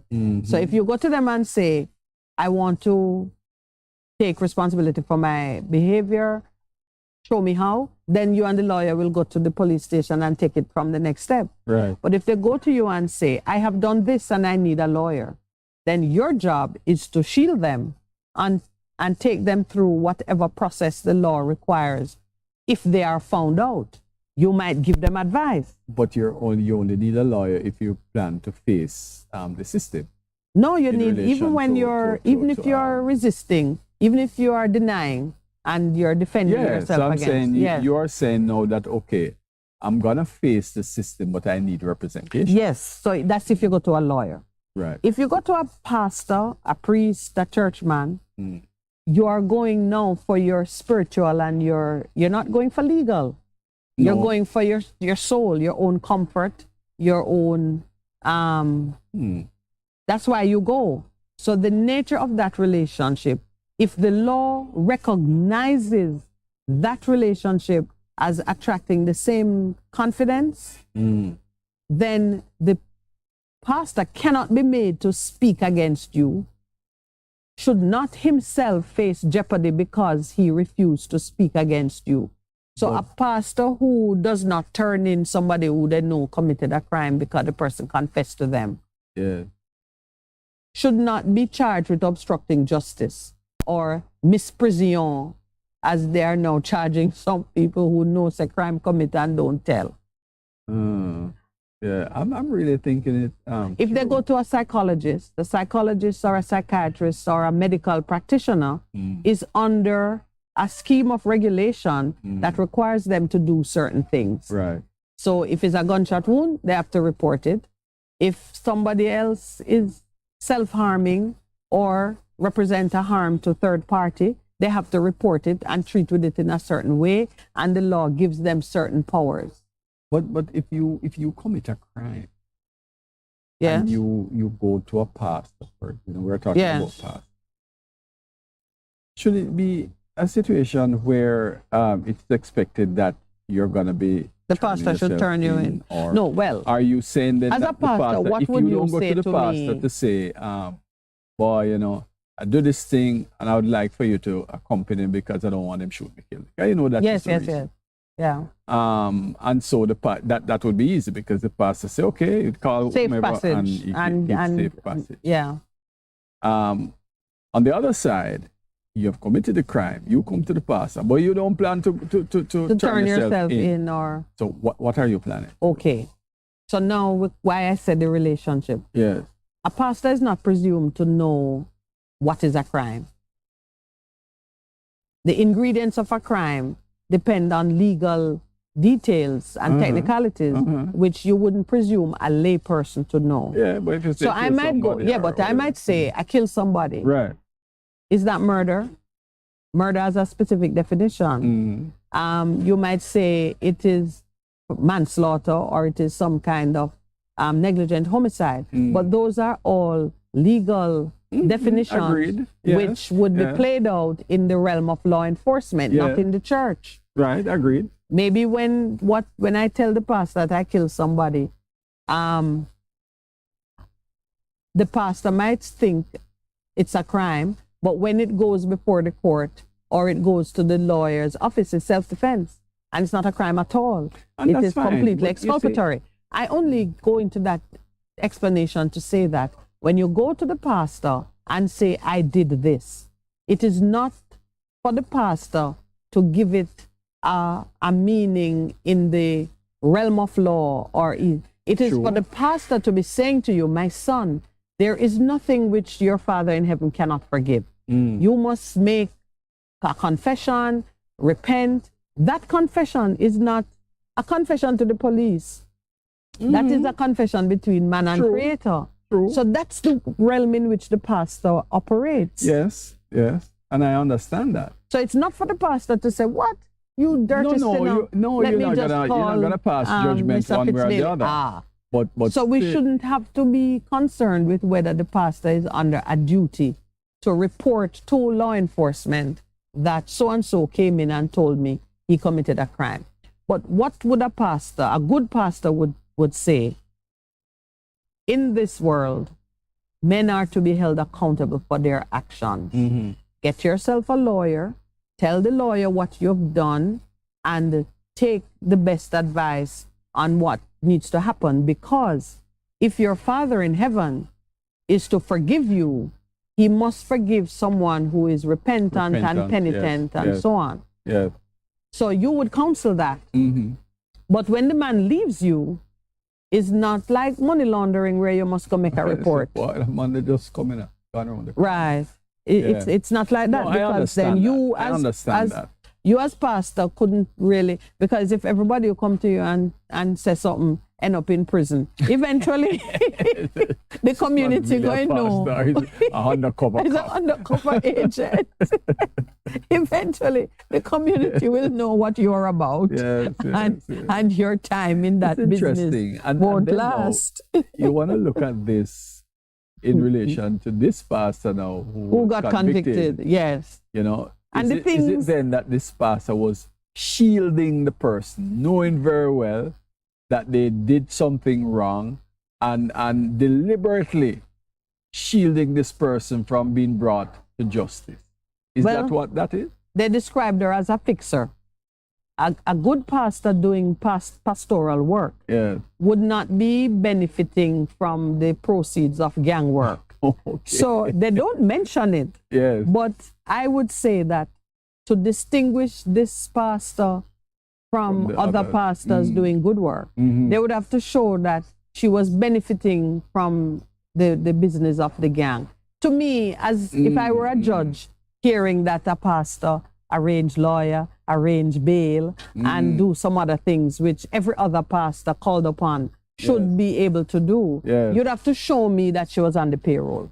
They don't mention that. I don't see any mention of her, of the payroll very part. sad when you cannot even look at it and say, well, obviously that is the case why she was convicted, because we know of many cases where people are convicted and it has nothing to do with evidence or whatever the case may be to say that they have committed the crime that they were accused of. I mean, I don't see how just being the fixer, or as they call it, but forget the word fixer. They said she would mediate with the police. Many people do that, and that don't make them gang members. She procure lawyers. Both sides are speaking to her, so therefore she has influence. Yes, faulted for that. Yeah. I can think of other pastors who are mediators it must have crossed between. the line somewhere. I would say that you'd have to show some financial benefit that she's getting. And not just that they show up at church and put offering in our plate. You'd have to show her, maybe a written judgment will be done, and we can see what. I noticed you said maybe. Because you never know these things. Mind you, Justice Sykes is one who loved to write, and the way he was sort of narrating the analysis of the evidence for all, he obviously wrote something. So maybe when it is published, we can see exactly how it is that a pastor ended up being convicted as a gang member. I mean, there are some politicians too who do the same thing. Same thing. The very same thing. They mediate with the police, they procure lawyers, and they find or their gang is permissible. Well, yeah. We saw this morning, I just want to mention it in passing. UWI has been the scene of some terrible things in recent days. Yeah. This morning, there is report of a student having died. The body of a male student found in his room. But the headline I'm seeing says that a neurosurgeon has confirmed, Jamaicans are being urged, if you know you suffer from fits, epilepsy, yes, to make sure that you tell others and wellness checks can be performed. If you, I don't know how, but that's the case with that. Yes, it is believed. It seems that he had an epileptic condition, and a male student at the University of the West Indies found dead in his room in a hall of residence on Wednesday morning. They are awaiting an autopsy to confirm the cause of death, but the child's mother said he had a history of seizures. Oh wow! Boy, but how that you'd have to have a roommate. Take the necessary precaution. This can be someone who because that is remaining on your medication on and their so on. own. Yeah. No foul play is suspected. Okay. Let it be known. No foul play is suspected. I want to make mention of, maybe I shouldn't even do so. Poor Mr. Clark is under enough pressure. But it seems that Damian Crawford believes the improbable argument that Mr. Clark had posed, that you can't hold on to the money in government. Yes. So if they don't take it now, it will disappear. Mr. Crawford has some solutions to roll over the funds for teachers amid the stalemate, like rolled oats. Goats? No, featuring no goats. Okay. Opposition spokesman on education and training, Senator Damian Crawford, is maintaining that the government's latest wage offer to the teachers under a restructuring exercise is unreasonable. The teachers have rejected it, and he is urging teachers not to be dissuaded in their quest for higher salaries. I want the PNP to take charge of the government and see how they do with this very issue. Because the PNP itself has failed in successive terms to give proper regard to the compensation claims by teachers, by doctors and the medical cohort, and also by the policemen. Yeah. It sticks in the craw sometimes when, the political types get up and say things which they know when they had the opportunity, they did no better with it. Yeah, they did nothing. Anyway, he's suggesting that the funds that are available to pay them should be put on escrow. Let me see what else he's saying. Yes, that's it. Save the money, don't spend it. And it made a headline. I can never understand it. I know when I worked at a certain place early in my career, the company set aside the money that they know they're gonna have to pay out to the staff. Of course. And then negotiate with the unions. And whenever the thing is concluded, they pay what they need to pay. And if the money or earn any interest in the meantime, you have more that you can use to pay. There you go. I don't know where these people come from, but why? No. Well, before we close for the morning, as we're getting to that time, I want to wrap up a few issues touching on the business of gender equality. After the break. After the break. Yeah. Yes, you were very prompt with that one. We're at 9:30. Yeah, we're at 9:30. 45 myself. Yes. Yeah, but I do want to look back at what happened across the globe as many countries celebrated or acknowledged, International Women's Day. Yeah. After the break, as you say. On the break, it's 9:29 and a half.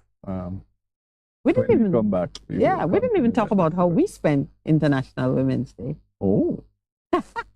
Or you want to talk about that? We're on for the break.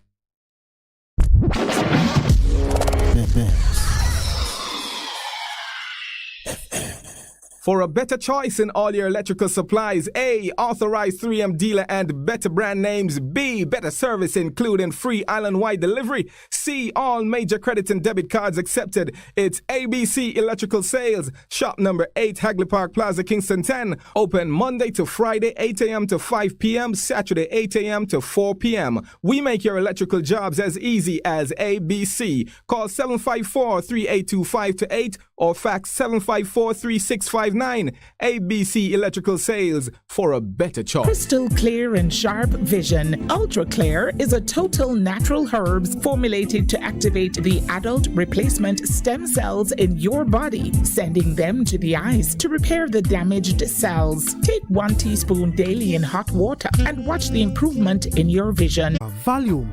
Live it up Fridays on Bess100 FM. 10 a.m. to 2 p.m. with I, Ibi Lion, each and every Friday, giving you the better vibes, heard everywhere. Some things that watch me fly on Jamaica.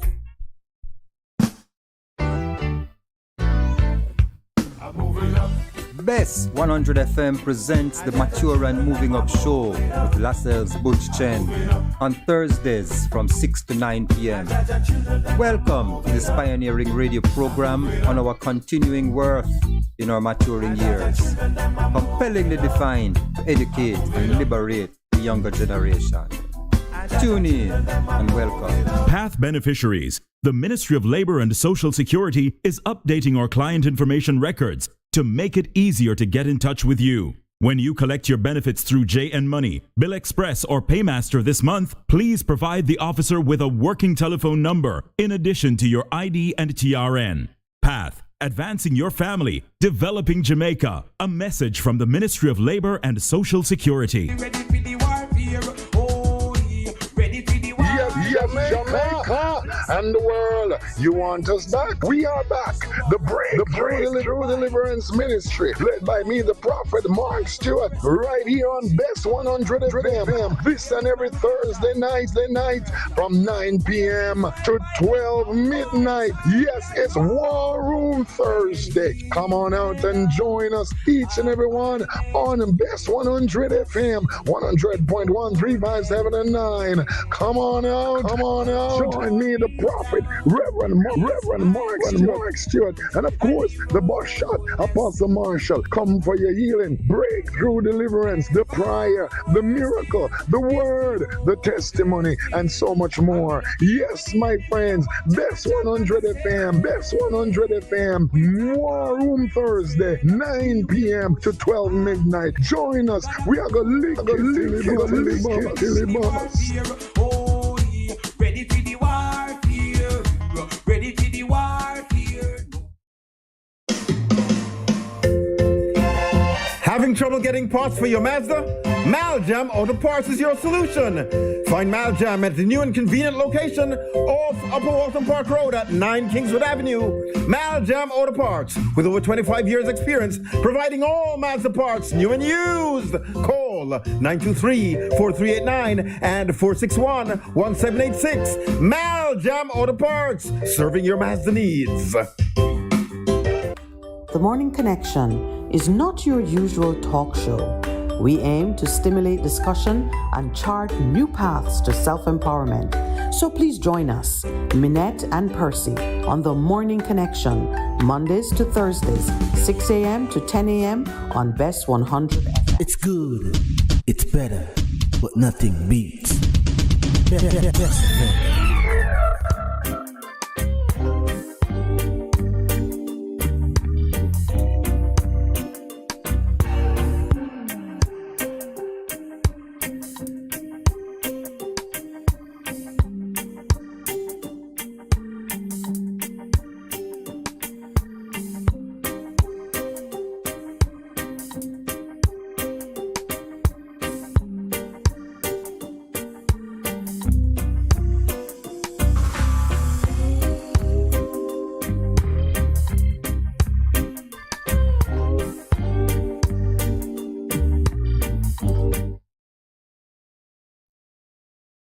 Welcome back. So in this segment, as we conclude the discussions for the morning, I want to highlight two things, and I'm pulling Lowell along with me. The first is, we shall see the level of willingness. The first is, the world acknowledged International Women's Day yesterday. You and I, while on air, spoke about just original design and the fact that the breaking of the covenant in the Garden of Eden continues to feature as one of the reasons why the disparities exist. Women losing their position of equality and now having to take, all of mankind, having to take the redemption path to restored relationship. And it's a path of love, so it's not an unpleasant path, sacrificial death and love, but it is still work that we need to do. So I wanted to look at what was going on around the world as other nations grappled with the same, kind of issues. So I'm just going to read. It's a tight little paragraph that looked at the sum total of International Women's Day activities. The headline is Women's Day events highlight gaps in gender equality. So it is the same story worldwide, but the day was marked by demonstrations, conferences, and artistic events which marked International Women's Day, the annual observance of International Women's Day, recognizing that women are demanding equality on our side of on our half of the planet. Activists in some parts of the planet noted that despite advances, repression in countries such as Afghanistan and Iran, and the large numbers of women and girls who experience sexual assaults and domestic violence worldwide highlights the ongoing struggle to secure women's rights. I'm just reading from the Gleaner's op-ed, capturing, I think, the sum total of what happened. The work is there's still a lot of work to be done. So I guess until next year, because it does seem like we pay lip service to it once a year, but it's a continuing effort. What I want to close with this morning, as you know, the Don Anderson poll conducted at the request of the PNP. You know how the poll goes. They give you the highlight one day and then keep feeding you bits and pieces of it throughout. I am very drawn to what's being reported on today as they dive deeper into it, and I'm going to share that with you. Jamaicans were asked, how would you say things are in Jamaica at this time? More than 50% of Jamaicans have indicated that things are moving in the wrong direction, with 62% noting that it costs too much to live on the island. I want you to look at what people are saying and see how much you identify with the complaints. Cost of living is too high, 62.3%. The increase in crime rate, 61.2%. Now, security and feeling safe in your environment and being able to afford a reasonable life in your, those are like the two basic things. And they touch every aspect of life. But it went on: high inflation, lack of job opportunities, high unemployment, corruption is increasing. Corruption is at 1, 2, 3, 4, 5. Corruption is the 5th highest score. 36% feel that the level of corruption is increasing. Poor political leadership is at 34.7%. So all the big ticket items are in the top 5 or 6. Lack of trust in private as well as public businesses. And I get the one with private, the private sector. You just look at the experience I had with the car company that I dealt with, which I am yet to speak about. I dealt with a car company that used their own affiliated entity to produce a repair bill for my car that I asked them to sell and tried to jack me up. Wow. Continuous brain drain. Try to. Well, well, my first response. Because I mean, I'm sure they think the matter is closed. Yeah, no, because I'm going to report them. I just haven't got around to it yet. But I deal with it because I spoke about it to one person and they called the name of the company and said they do that all the time. Yeah, man, but it need to stop though. Increase in poverty is cited as one of the reasons why people say things are not moving in the right direction in Jamaica. There's an increase in poverty. Yeah. Like the lady who tried to gain some assistance from you the other day. Yeah, boy, that was very well spoken. Something else, yeah. Wow. New laws making life harder or ridiculous. I think they had the traffic act in mind. Oh. Moral decay in the society, poor infrastructure, low stagnant salaries, lack of education opportunities, lack of housing solutions. Those all featured in reasons why people say things are not right. And you read them, you know, in a descending order. Right. Yeah, the biggest one at the top. So that's the state of the nation. And it is an interesting time to release the results of this poll as you're doing budget presentations. It would be interesting to see. It's just like when you do assessment. Yes. In companies. Yes. You give the employee a sheet and say rate yourself. And of course you have one, and then you look at do the comparison. You do the comparison, and then you do your conclusion. Yeah.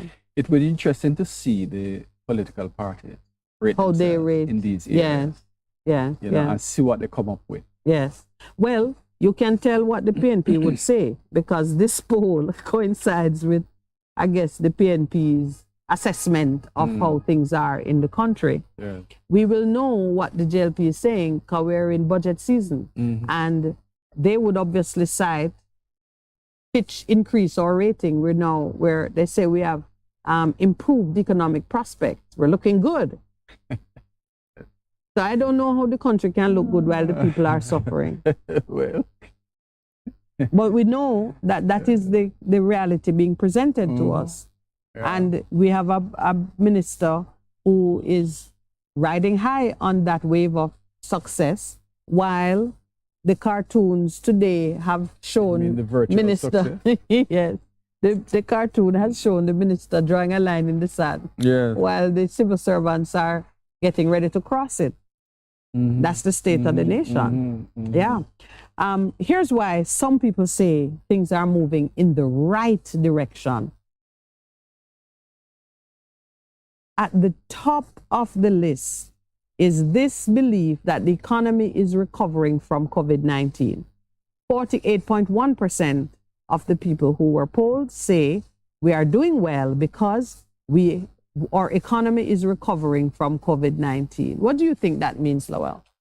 You know, as you're saying it, I'm really thinking about it and trying to understand what they mean by that. When you say recovered from COVID-19, I take it to mean that all the different sectors within the society are now back on track or getting back on track as far as economic activity is concerned. I think if a citizen feels that when you're being polled and you're asked to select reasons why, and you choose that it's because things are rebounding after 2 years of pandemic. Right. One, it would mean that you personally have seen an uptick in your activity. Two, you are looking at the nation and saying, okay, these things mean the nation is recovering. But are you looking at the Fitch rating? Are you looking at what the Minister of Finance is saying? Yeah. On what are you basing this opinion? Yes, because even while you speak, I'm looking at it and saying, okay, pre-COVID, are you then comparing pre-COVID and pre-COVID? How were things then? Yes.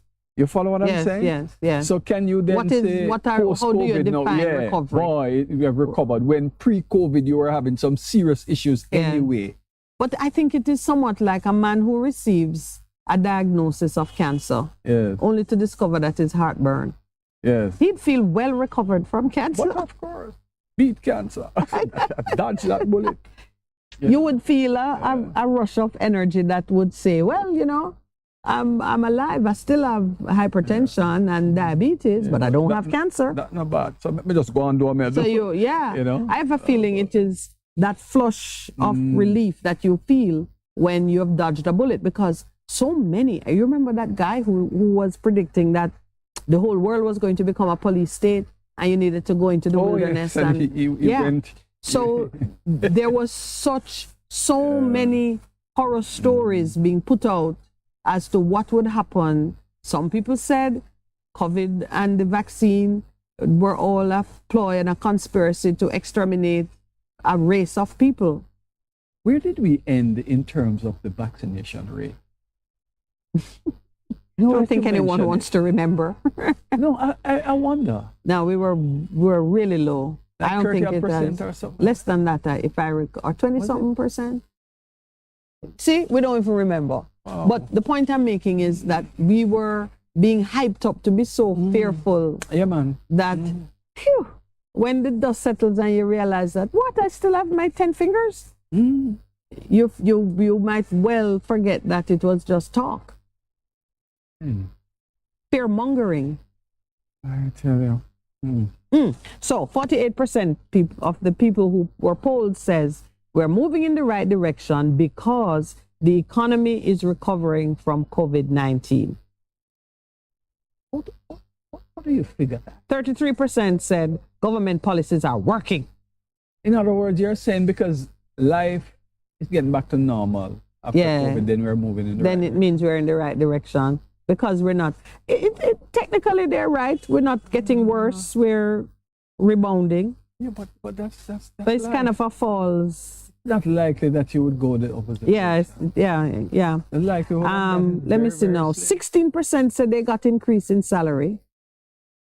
18% said there are more social events, so things are moving in the right direction. No, but you know what? It's really funny, the things that give people confidence and hope. Why they would say that. Yeah. You look up and you see. For everybody. It's not the same. But I can go to a party, then great. Man, things are or even great. if you can't go, but you see and it's being reported, then it looks like things are normal. It's a return to normalcy that is being touted as a sign that we're moving in the right direction. All right. Well, that is the note on which I certainly want to end the morning's program. It's 9:47 a.m. You did not realize. You did well. You did well. All right, Percy. Have a great weekend. Thank you for listening while relaxing in your home. I was thinking, I said, boy, I wonder if it's a creative way Percy find to get some time. Anyway, my brother, I'm just kidding. I know that you were under the gun. So. Oh, that's uncharitable. I am just joking, but thank you, Lowell, for stepping in. This morning, you were a producer, co-host, and all-around supporter. And I wish Fitzroy had dropped by earlier. I would have just thrown him on air, but we're going off air now. We'll catch him another time. Yeah, we'll catch him another time. It's been fun. Thank you all, those online, those on air, supporting us this morning as we've worked our way through the issues of the day, encouraging you, of course, to keep the faith, support the teachers and the police officers in their bid for better treatment. They are working for us and we want them to be well paid. And to the government side, I would say, please, it's not us and them. We're all on the same team. You must want us to do well. Mr. Clark, rub out that line. Rub it out. Come on. Let's meet each other. Yeah, we got to meet as partners. Move towards each other, not up away, but towards. Yes, there are no victors That's here. what we need. You giving the teachers what they want or almost what they want is a victory for Jamaica. You would not have it's lost. a victory for you too. And it would be a great victory for you. At the end of the day, you're really cutting off your nose to spite your face. Because it comes right back to us. Yeah. All right, Mr. Co-host. Okay. Have a great weekend, everyone. This is where we start our weekend. So God bless you. And if it is His will, we will talk on Monday. Shalom.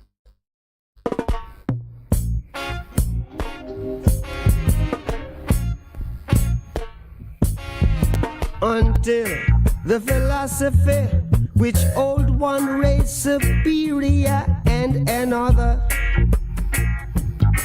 inferior is finally and permanently discredited and abandoned. Everywhere is war. It's a war that until they're no longer first class and second class citizens of any nation, until the color of a man's skin is of no more significance than the color of his eyes. Miss a war that until the basic human rights are equally guaranteed to all without regard to race. It is a war that until that day, the dream of lasting peace, world citizenship, rule of international morality will remaining but a fleeting illusion to be pursued but never attained. Now everywhere is war, war, and until the ignoble and unhappy regime that hold our brothers in Angola, in Mozambique, South Africa, subhuman bondage have been toppled, totally destroyed. Well, everywhere is war.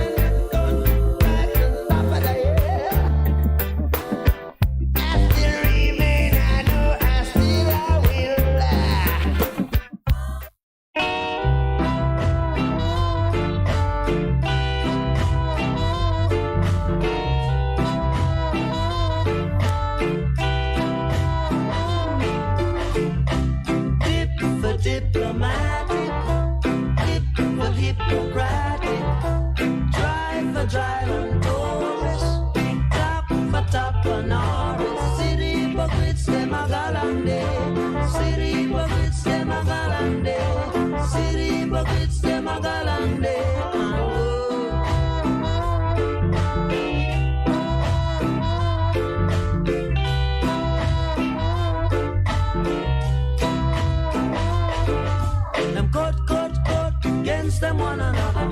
Cut against them one another. Oh, them teach to love one another. Oh, them teach